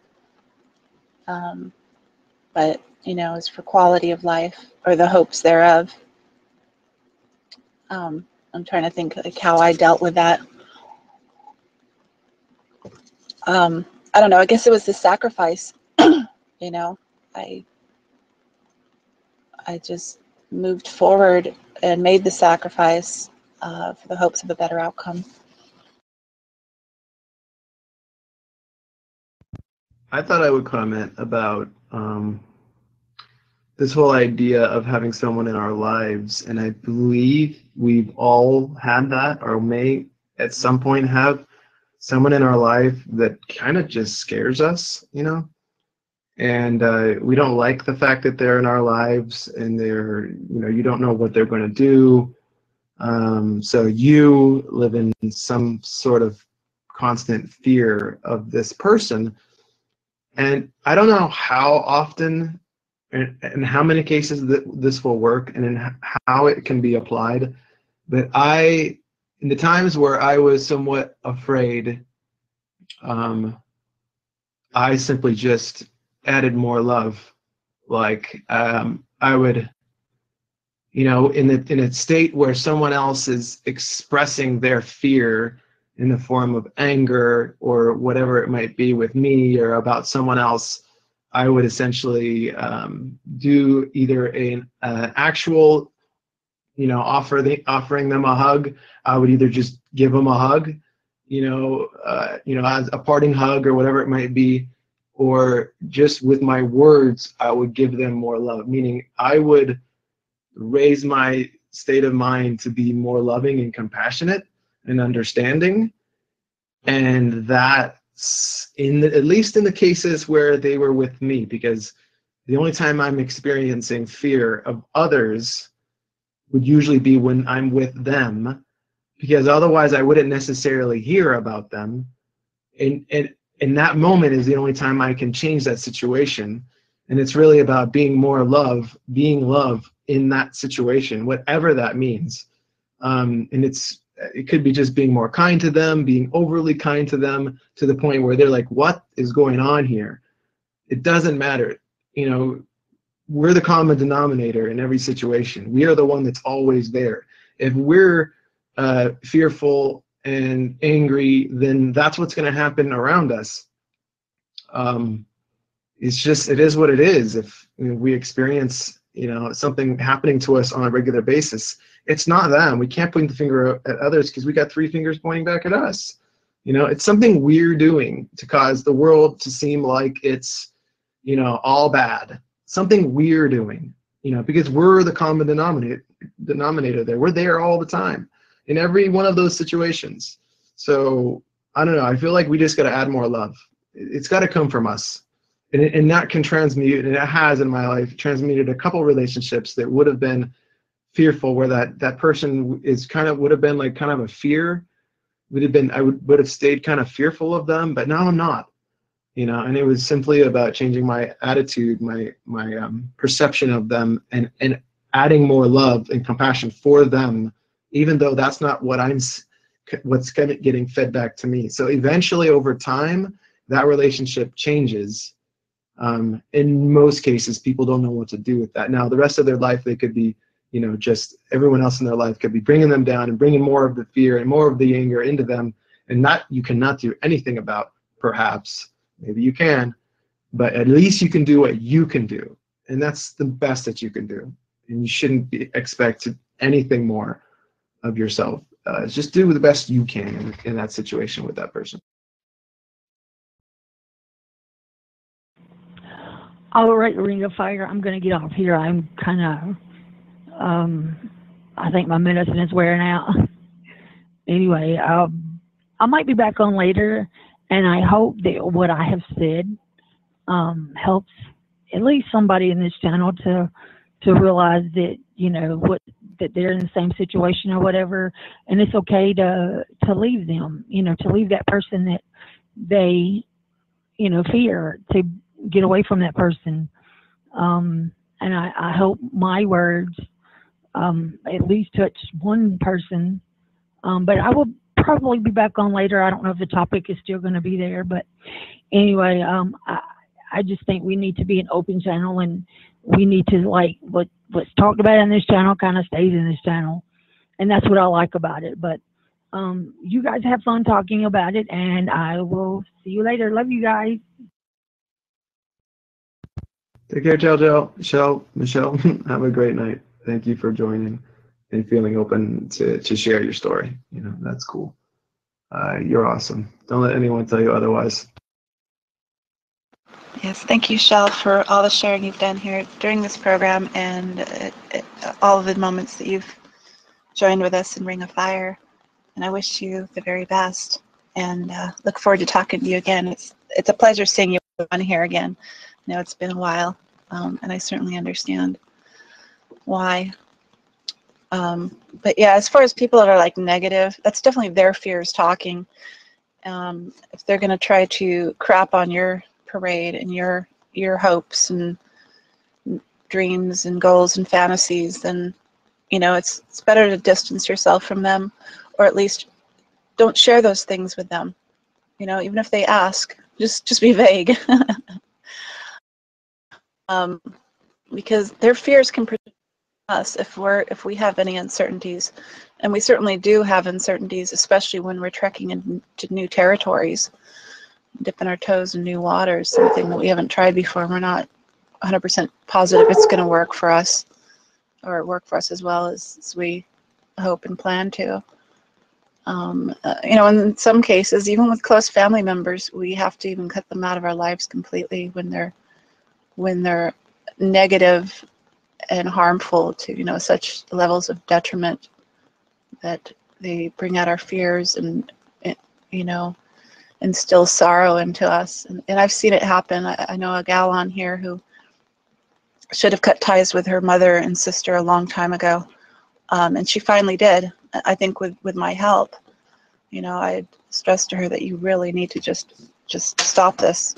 Her family, mother and sister, were very, very selfish and never ever considered her needs or anything to her benefit, let alone, you know, even put her first. And it was just it was a really heavy thing in her life. And when she finally did it, it was a heavy burden lifted from her. But I have an idea for next week's topic. I decided, you know what, I need to think about this. So I did. It came to me really quickly. Okay, here it is. What we have learned from the last 100 weeks. This isn't the exact title, but something about what we've learned and put to use that has improved our lives from the last 100 weeks.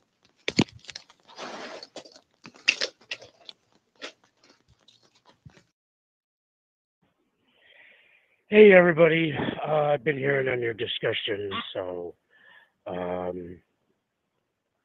yeah, it's getting pretty late on your time's almost up on your discussion and stuff, so I'm just listening. So Wait, my bad. I guess it would be the last 99 weeks. It would be the 100th. So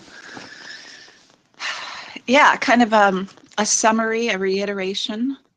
What have we used? What have we learned?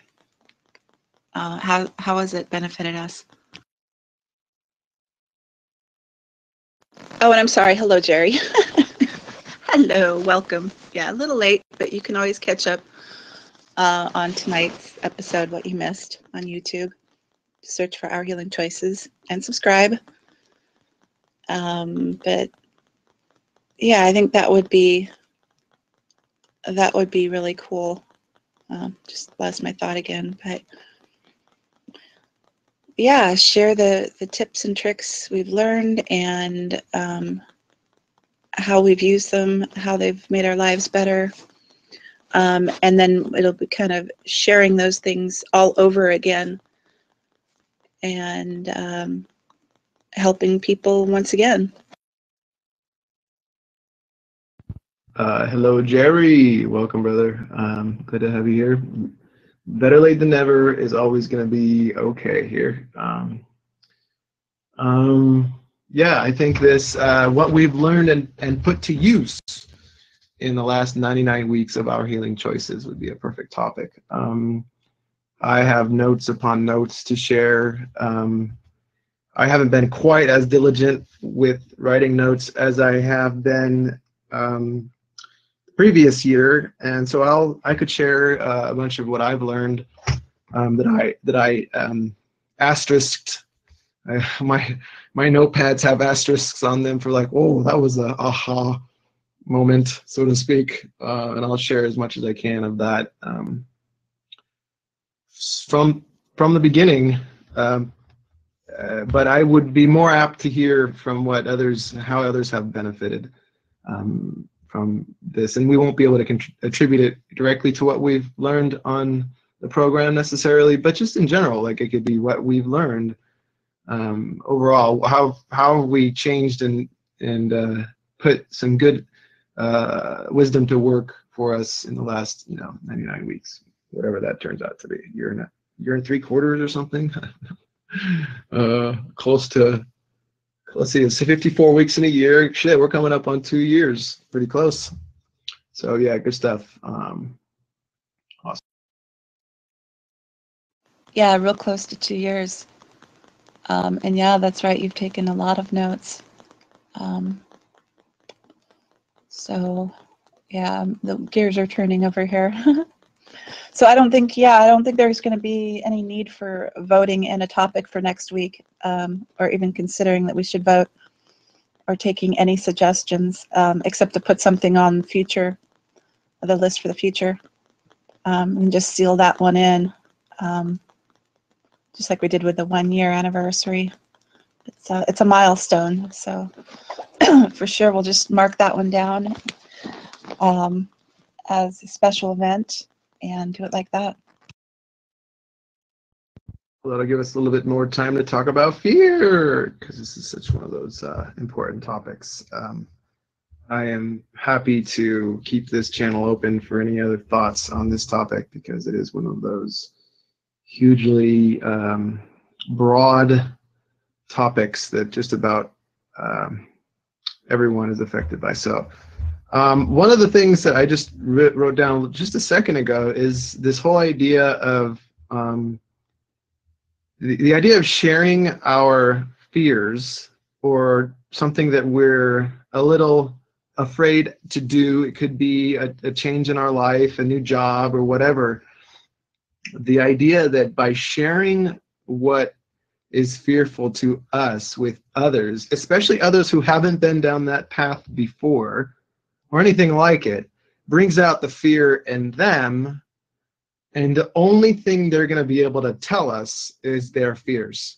They're going to tell us, they're going to mirror back to us how they would also be afraid to do whatever unknown we're going into, whatever fear that we're going into, whatever unknown, whatever it might be, public speaking, marriage, who knows what, getting over snakes because our significant other has a lot of snakes, our fear of snakes, whatever it might be. Sharing that fear with others could only potentially sabotage our own dream, or whatever it might be. It could be where it would be a dream, like I want to open a restaurant, or I want to I don't know, swim across some kind of lake or channel or whatever. Who knows what it might be, some feat that you want to conquer or accomplish. Part of me feels that by sharing this with others, especially the wrong others, you could be doing yourself a disservice, bringing out more fear in yourself about that. So maybe it would be wise to share our concerns with people who have been down that path before, and really have something to tell us that might support us, that might boost our spirits or something. So I like that. That was a good point that you kind of tipped off.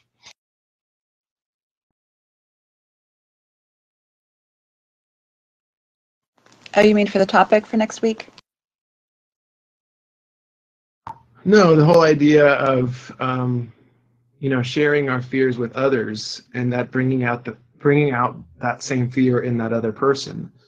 You know, the other guy that was here earlier that left, he had mentioned something similar, that he talks to others about his fear to help have them help him get through them.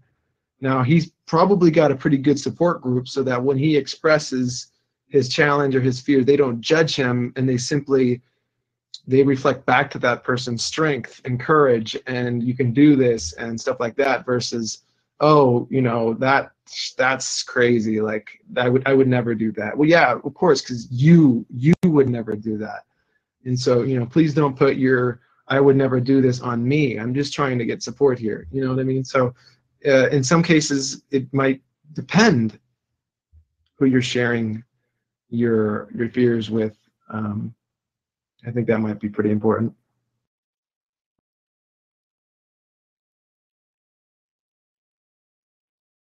Okay, yeah, right.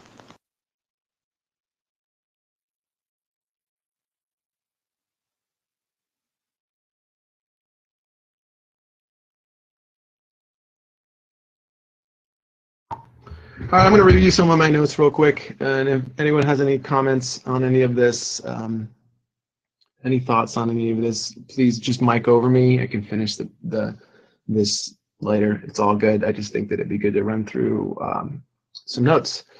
Fear requires confidence. Fear. Two people had mentioned that they look at fear as a challenge. They just see it as a challenge. And everybody likes a challenge. So that's cool. Looking at your fears as a challenge. Talking with others about it. Being authentic and just straight up, like, this is what's going on with me. I'm afraid of X, Y, Z happening or whatever. Identifying the fear. Someone mentioned a self-centered fear, basically fears that involve our core needs. Like water, like food, like money, to buy food, water, roof over our head, whatever it might be. The idea of asking ourselves, why am I afraid? What is this fear? Where is this coming from? Was pretty key. That was something I had learned from a meditation. It's kind of a realization, something someone said to me, why am I afraid? Asking questions. So the next was meeting your inner child, like going into like, well, what about my childhood could this be about? I think that's what he was referring to. And then the quote, if you keep doing what you've always done, you'll keep getting what you've always gotten, to make a change. And of course, that's fearful, but what you've always gotten isn't always necessarily going to be what you want, So continuing and not changing could be a bad thing. Conquering our fear, trusting in the unknown. Conquering our fear, being trusting in the unknown, essentially. The idea of false evidence appearing real, if you guys have ever heard that term. Fear of what others think, being completely unnecessary and not a good fear to have. We could talk more about that, maybe. I don't know. Looking at our fears. Okay, again, looking at our fears as a challenge. That happened. Two people mentioned that. The courage to conquer our fears. Someone had mentioned that before. So that came up twice. Understanding the change that we're moving into. Understanding our fears. Whatever we're about to do, if it's starting a business, whatever it might be, marriage, talking to some people that are married, what am I looking forward to, and what am I looking down, like, what could go wrong with this? Give me a little bit of an insight. Give me a look ahead to what this is about, so I can understand it and maybe not be so afraid of this big step that you're moving into. Public speaking, someone mentioned, make a joke. It doesn't offend anyone. Maybe a joke or two at the most, about whatever you're speaking about could help with public speaking. Someone mentioned a book called The Difference Maker by John C. Maxwell, which I'm going to check out. Another person, really good person to read about apparently, is Naguib Mahfouz. It's Naguib, last name Mahfouz, Mahfouz. And lastly, Fear of Others, solution, add more love to the relationship. Whatever that means, learn about it, whatever you can do, kindness, you know, complimenting them, whatever you can possibly do to make them feel better about themselves, so that they're not so angry and you don't need to be fearful of them, and others may not need to be fearful of them. And the last is sharing our fears. Could potentially bring out fears in others, and that does not help us because it's a reflection back to more fear in ourselves. So maybe being cautious about who we share our fears with, you know, especially when we need help in that category. Be mindful of who you share your fears with, and try to find people that have been down the path you're trying to go. That can only help. If anybody else has any thoughts on this stuff, by all means jump in. Any fears you'd like to share, any hoops that you've gone through, that you made it through, that's only going to help others.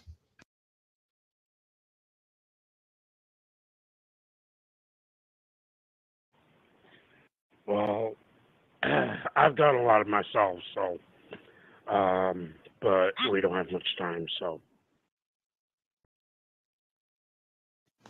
Wow, that was a marathon, Andrew. A 5-minute transmission. No, but it's fine. It's great. Yeah, if I'm going to go 5 minutes, I'm going to try to make it great. This is definitely a good overview because we got some really good nuggets out of this night. It was quite a good program so far. So, yeah, Jerry, if there's anyone that comes to mind, if you feel like sharing, we got time for that. We're not picking a topic tonight.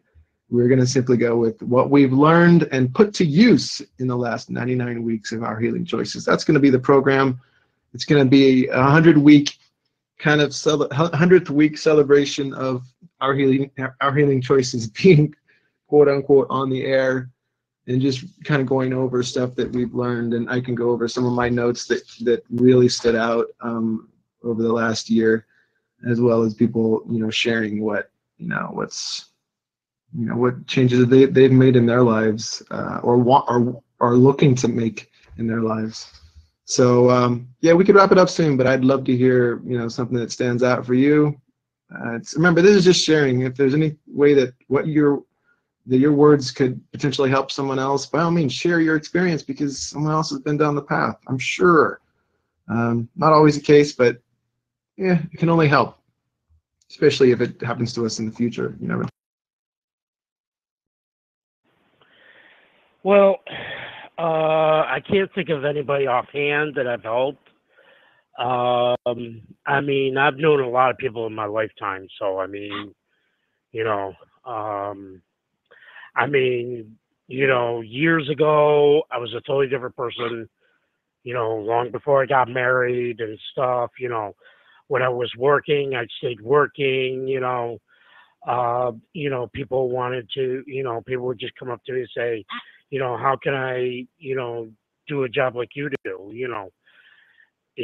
I couldn't really go into full details because, the company I was working for, I was also representing, when I was doing security. So, um, I think that's the last time I ever really tried to help anybody. I was willing, I had a couple people, but then I found out that they had a criminal record.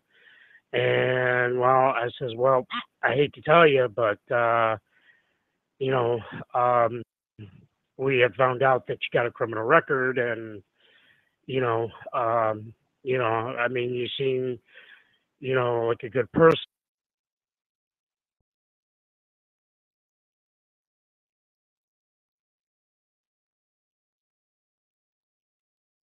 Yeah, you cut out there in the end there. Sorry about that. Don't know what happened.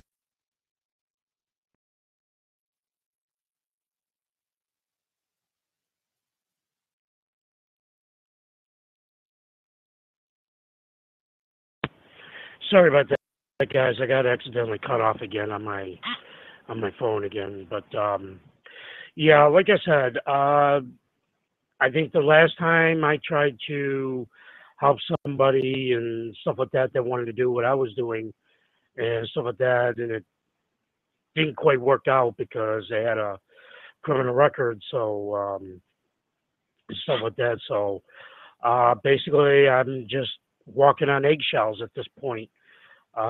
People I'm fearing right now are two of my half siblings, which I really don't pay attention to, really. If they're not willing to help themselves, how can I help them? Which we've discussed before. And my mother, she's finally getting out of rehab day after tomorrow, which is Thursday and stuff. And I already know how that's going to be. So basically, I'm going to get into. I'm at to a point right now. I'm already just about packed for me to move once, and then after that, or unless I'm just going to move out of the county. I've got to do something because learning of this ringing in my ears, how I've got it, and stuff like that. If stress is causing it somehow, I've got to get a handle on it. My family's going to hold me back for me to not move, and that's one of my fears. And stuff like that. But yeah.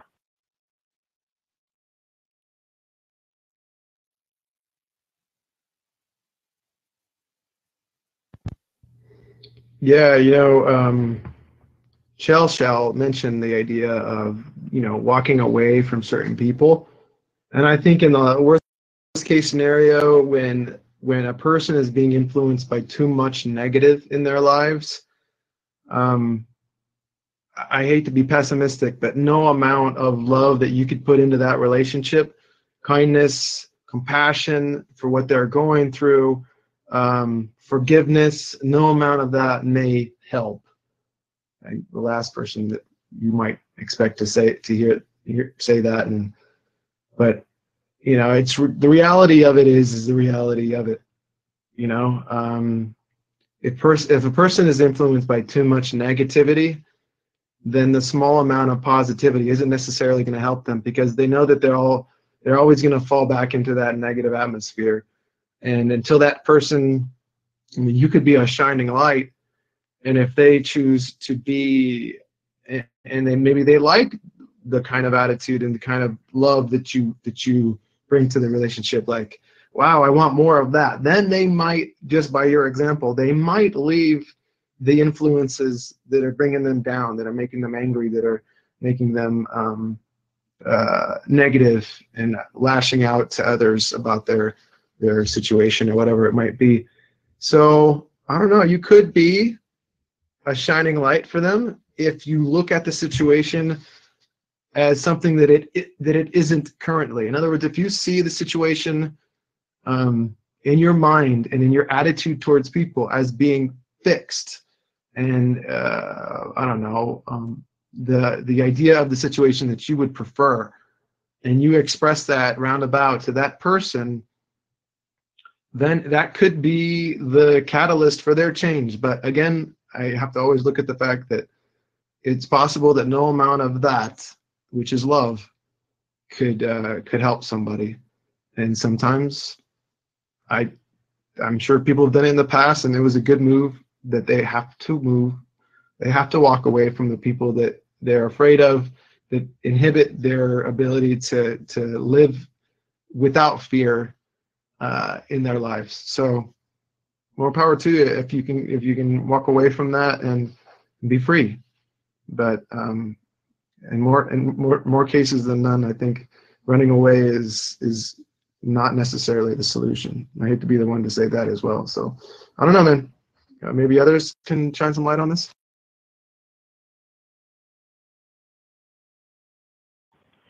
Yeah, I used to do that. I used to run away from my problems. But it's like a monkey on your shoulders. How are you going to get that monkey off your shoulder? Hey, Jerry, I cut you off because your volume suddenly dropped out really low, really drastically. Hold on just a second. I'll make it so you can talk again, but you might want to try to fix that, please. He sounded pretty good the last transmission. Yeah. Yeah, it was the only way I could cut him off without having to wait for 20 seconds during the prohibit talk. Hold on. Darn it, I'm trying to do this. I keep clicking on his profile like so I can talk to him privately. I need a long press is what I could do. Okay. All right, hopefully it'll work now. Give it a try, Jerry. Okay, testing 1, 2, 3, 4. Can you hear me good? Yeah, you're good on my end, brother. It's all good.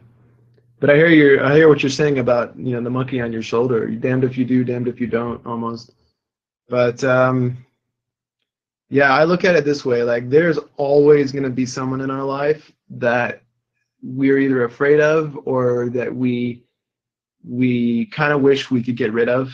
And we don't know how to do it. We don't know what's the right way to go about it. They're in our lives for a reason. Maybe they continue to call us and rehash old memories or something. But yeah, the only solution I've ever come up with that I know can work, and maybe someone else in the channel has experienced this as well, is just add more love. Literally be less reactive, take breaths when you're having conversations with them. Imagine a positive outcome of a conversation, not a negative one, not bringing the past into the present moment and sabotaging it, and literally doing the opposite of what is normally done and bringing the outcome that you want to have happen into every conversation. In fact, even if you have to meditate on that positive outcome before you talk to people that would otherwise be negative and angry and whatever, you're going to bring some of that out of them, guaranteed. If you come at it with the past, if you come at it with love and compassion and an idea in your mind of what you'd like to have happen here or in any given situation, you're going to bring that in your words, in your actions. You're going to bring that part in. Now, that might be taken really well, but the reality of it is it's different than what a person will have seen from you. And that's big. That's like, whoa, whoa, whoa. All of a sudden, it's like, wait, this isn't the Jerry or whoever that I know. What's this about? And then it just raises a question in their mind that there's something going on here that feels better than maybe something in the past. And that's good. That could be, that ripple, if you imagine like a ripple in a lake, that could go out pretty far. You don't know how far that'll go. So it can't hurt to try to get the monkey off your back, to add love into the situation. Because the monkey might be there, but it won't be so, aggravating. It may always be there, but at least it may not be as aggravating of a presence on your shoulder, Yeah, exactly. I already know how it's all going to go down. I mean, like I said, I gave up a long time ago to try to, not my half siblings, but my mother, because my mother more raised me than my father ever will. And I was a better father to my girls than my father was to me. And my mom and I had that discussion, and stuff, and that's nothing I'm never gonna forget, and stuff, because my mom was in bad shape before she had her accident, and stuff like that. So, because she's, for a long time she was a diabetic. At one point she didn't know she was a diabetic, and then she became a seizure diabetic and stuff like that. So, I know for a fact with seizures, it takes you a long time to, if none, to gain all your memory back. If you were just a regular diabetic, that's one thing, but with a seizure diabetic, that's a whole different ballgame. In a way, I kind of, basically what I do, bottom line at this point, is I just, if they're not willing to help themselves, for me to help them, then, And I've told them, it's like, you know, if you're not willing to help yourself, why am I here? You know, and then they just make up lame excuses. No, I don't want to hear lame excuses. It's, you know, if you can't do it yourself, then I don't know what to tell you. You know, it's been a fighting war. You know, my half siblings, they've gotten everything on a silver platter. Me, I had to work for what I wanted or what I wanted to do, you know, in projects or something, you know. Back when I was a kid, you know, I worked hard on a project, you know, for a fair. You know, people could see my work, my research, and, you know, of all the stuff I've done. And really, you know, like a breed of dog, you know, which I did do back in the 80s, 70s or 80s. Uh, you know, it's just stayed red. They didn't even ask me no questions, you know. You know, maybe I was thinking after all these years, you know, I didn't do enough research or something. You know, I only got third place. You know what? You know, after I got the third place award, you know, it was like, you know, what could I have done better when, you know, when I was younger and stuff like that. But you know, like I said, at this point, you know, my half siblings and my mother, you know, I'm trying to do things on my own, and you know, uh, before my mom's getting out, my mom, I don't know what happened to my mother, but you know, she got this hairbrain scheme. Oh, Jerry will do it with no questions asked. You know, she can't call me because she has no long distance. You know, before her accident and stuff, and you know, we're having a war because of it. You know, why can't Jennifer, my first half sibling, you know, have it? And there's a lot of reasons why I do not want her to have it. And I've told my mother numerous of times why I don't want her having it, and she just does not understand it. So I just avoid not talking to her. Is my punishment.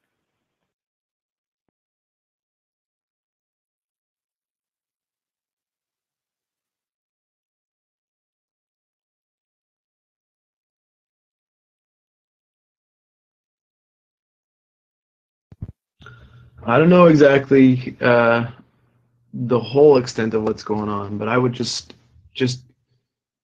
you know, invite you to see where are your fears, what are the fears, fear or fears, and in this particular case, what are the fears coming from?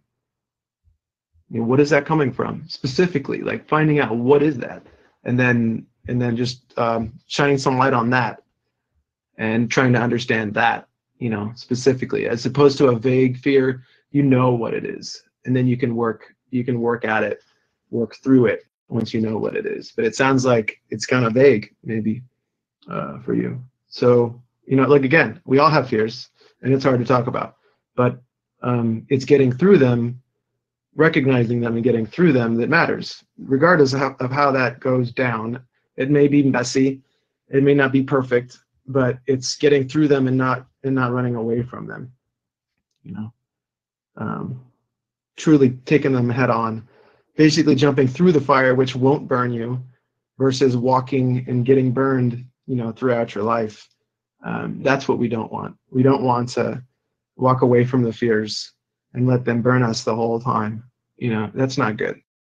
In every way, that's not good. It's better to just go through them, you know, and get through them and figure out what they are and wrangle them however we have to wrangle them until we get them, for the most part, you know, like the calm monkey on our shoulder. You can never get rid of fears, but you can at least, you know, calm them and make them less, maybe less drastic. Some people may say that you can get rid of a fear completely, and I'm sure it's possible. Great, I don't doubt it, and I probably have done it on once or twice occasions. Who knows? But literally just getting through them, going head on into them, so that they don't burn you forever. Well, I already know what the fear is. So, it's the fear of, they want to bring me down with them, and I'm not allowing that. I have my own life. I'm retired. I'm retired of, my last job and, everything that's going on right now. That's what I'm focusing on right now is what's going on now, not in the past. It's I'm gonna, when my time is for really to me move out of this county to the next county, I'm just gonna tell them, because my doctor, she's really concerned about right now with my ringing in my ears and stuff. But from the two specialists, they're saying stress could be one of them that could cause this, considering I don't have tinnitus and stuff. So, my family is going to say all kinds of things. Well, your words are not really helping. If you would have done something, you would have done it a long time ago. So, their time is just limited. When my time, and the thing is that the reason why I want to move down the next county is because, when the time comes, my daughters are going to come and find me. I'm hoping, because my mom has always said, kids do find their real parents if they've been adopted. I was almost up for adoption myself and stuff, but, I fought. I used to have a lot of stress in my life. Long before at this point, I'm almost 50 years old. Stress can do a lot to you. And I don't want to have a lot of stress. I want to have, a peaceful life. If my half siblings and my mother are going to hold me back on that, it's like, sorry, if you're not helping me, I need to move on. So, and, they're not going to understand a lot of stuff because, they're always asking me, do this, do this, do this, do this. No, it's not me doing it. It's like me going to the store back and forth, like almost 10 times a day. How am I not losing weight if I'm going to the store back and forth 10 times a day or more? There's something wrong here. So, I really have been focusing on me. I've stayed away from people as much as possible, and if they're going to get nasty with me, I'm going to get nasty with them. It's like, I'm not going to say the words, but, it's an anger, you bring towards anger to me, I'm going to bring towards anger to you. And it's just bottom line, if you can't learn, and I'm going to tell them, if you can't learn to help yourself, how am I going to help you? And they don't understand that. So, and so how I do deal with that is I just try not to, do for them, because eventually they're going to call upon somebody else to do their problems, no matter what it is. And I just don't want no part of it, and stuff like that. So, like I said, I'm just going to use the excuse of, my doctor's recommending me move somewhere else. If I know that, everybody knows your business where I am, I think I need to move somewhere else to where nobody knows my business. Yeah, that'd be a fair excuse, I think. And it does sound like you're walking the walk, and the fact that that stress is not good for you, and that you need to do, get away from the things that stress you out. Again, if you can't change them, most people you can't, unfortunately. You got to move away. You got to walk away from that as best you can. I'm going to take the mic from you, Andrew. You guys are going on marathons with no breaks in between, so I couldn't key up. Last time I waited 4 minutes thinking, over 4 minutes for Jerry to get through to key up. Thought maybe I could get it, but you beat me to it once again. But no, that was funny. You said, I don't want the stress. No, nobody wants stress. And by the way, Jerry, the word that you keep getting wrong is tinnitus, not tinnitus. And as far as fear itself is not necessarily such a bad thing. That's not the worst part. It's having those fears hold us back. That's where what we need to work on even more so. Sure, we might have some fear, some hesitation, but it's having that fear hold us back where it can hurt us. So I think if we move past that fear, no matter how scared we are, if we do it, and then once we do it, and the more we do whatever it is we're afraid of, the fear will lessen and dissipate. But anyway, all right, you guys can have the mic back for your marathon. What up, kinfolk? For those who don't know me, for those who do, what's up for those who do? Hey, nice to meet you. For those who don't, it's Kinfolk Jr. How y'all doing tonight? What's up, Junior? How you doing, brother? Jumped right into the end of a program. We are literally going to finish up pretty soon here. We were talking about working through our fears. So, yeah, I just wanted to say to Jerry, man, yeah, when you let go, when you don't respond to someone's needs, meaning you don't just do it for them, you're actually doing them a favor in a way. They're either going to learn to do it and figure out how to do it themselves, or they're going to ask somebody else. And you'd think that in most cases, if they have nobody else, they're going to learn something. They're going to end up you're going to indirectly empower them to do it themselves and to learn something or whatever, as long as you allow them to, request, and you do, they're never going to learn, so good for you, man. And it sounds like you're on the right track. I can see the day when you don't have any more stress or you have less stress in your life. You definitely deserve more, and you see that, and that's awesome. That's true. Don't enable them. Make them less reliant on you and empower them all at the same time. Less pressure on you. One more thing I forgot I was going to say is when I thought I didn't hear you, Jerry, I know we had those issues before. It wasn't your issue, it was mine. I accidentally put it on headphones, and so it came in really quiet. And when Andrew keyed up and it sounded the same way, I realized what had happened. So my bad. It's okay, Cheryl. We always all work it out, no matter how many times it happens. But yeah, I mean, I'm just trying to do it for me.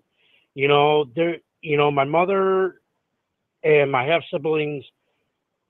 My half siblings are one thing, but my mother is a total different ballgame.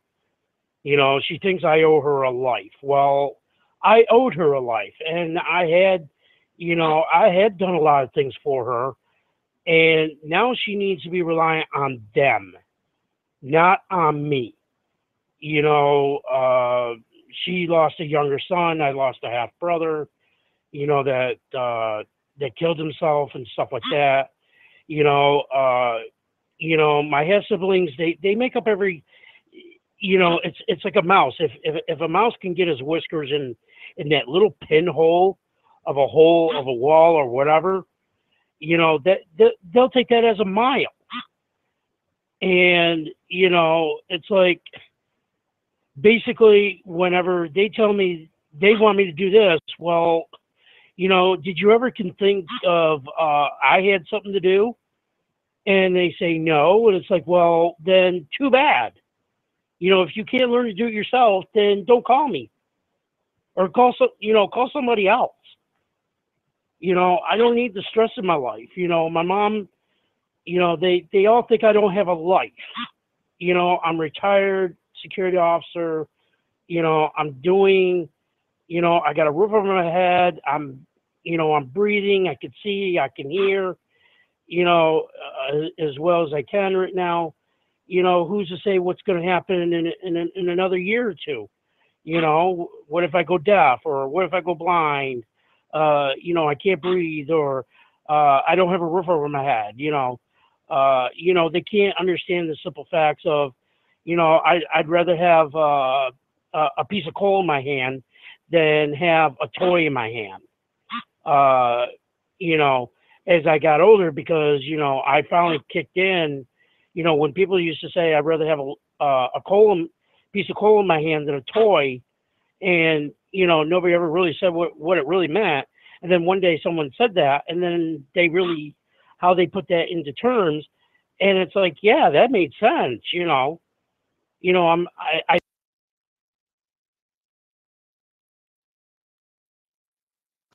Oh, the mic got away from you.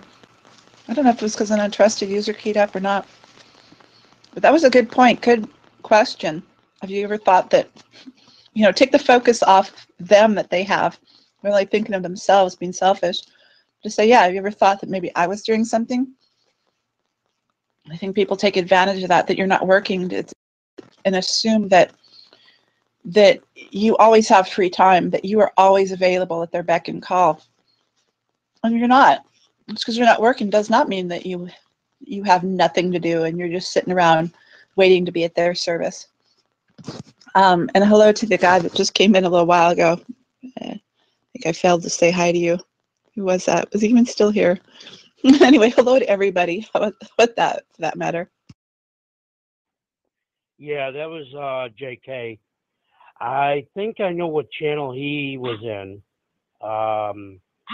Because I don't know if if it's the same guy I'm thinking as a trucker. Yes, hello. Anyone who just recently showed or jumped into the channel. Yeah, Jerry, you know, maybe we can talk a little bit more after the program. Yeah, it sounds like we're getting a little bit off topic here. Yeah, I think I'm going to end this with just one quote, and if anybody else has anything to share before we finish up with this topic, working through our fears, let me know, just chime in. But this one quote is from Marianne Williamson. She says, "Love is what we're born with. Fear is what we have learned here. The spiritual journey is the unlearning of fear and the acceptance of love back into our hearts." Serenity. I believe we met before. And I am Ken Folk Jr. from back in the day.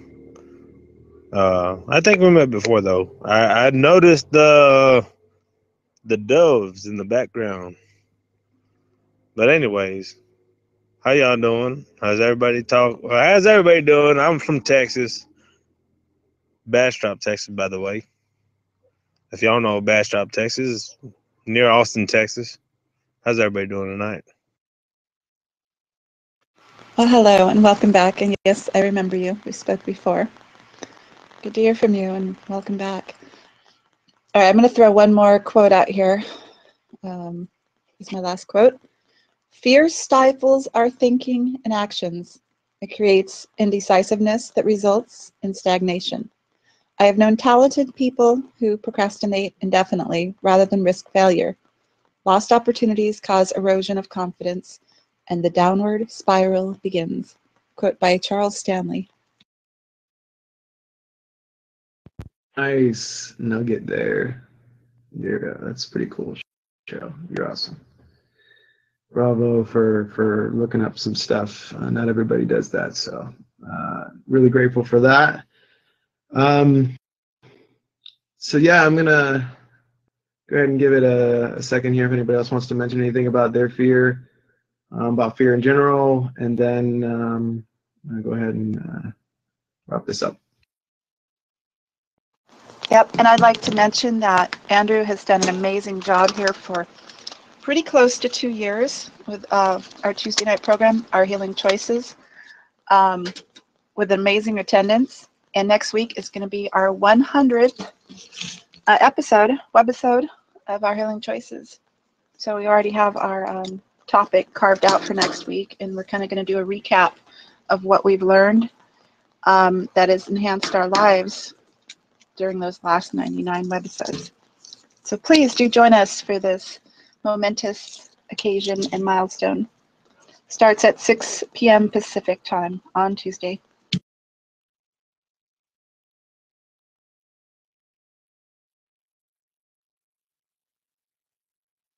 Oh, and one more note, and also to let you guys know that this is being recorded. You are being recorded if you key up. We appreciate you sharing and being candid and not worrying about your voice being out there, because this stuff does help people, and it's a great program where we share, and yeah, a lot of people can benefit from learning from it. So yeah, it's going on YouTube. It's simulcast, and then it's marked down in history for all to see. We're here. So appreciate all the sharing and for joining us.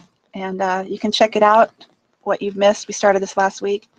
Search for Our Healing Choices on YouTube and subscribe. You can also follow Our Healing Choices on Facebook by searching for Our Healing Choices.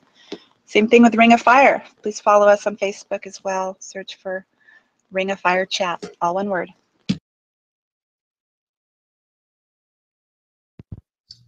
Okay, that just about wraps it up. I was going to share that, but thank you, Cheryl. Thank you all so much. This was one of the best programs we've ever had. A lot of good participation, better than I could have ever expected, about a topic of fear.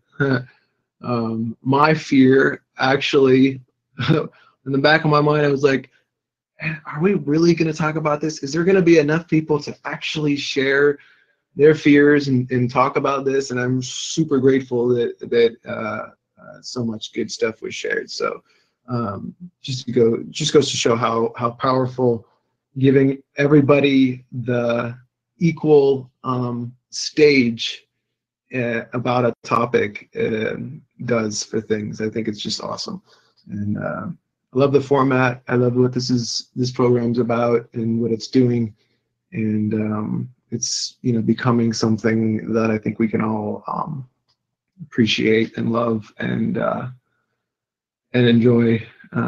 Something that can nourish us for days to come. So awesome! You guys are awesome. I love you all.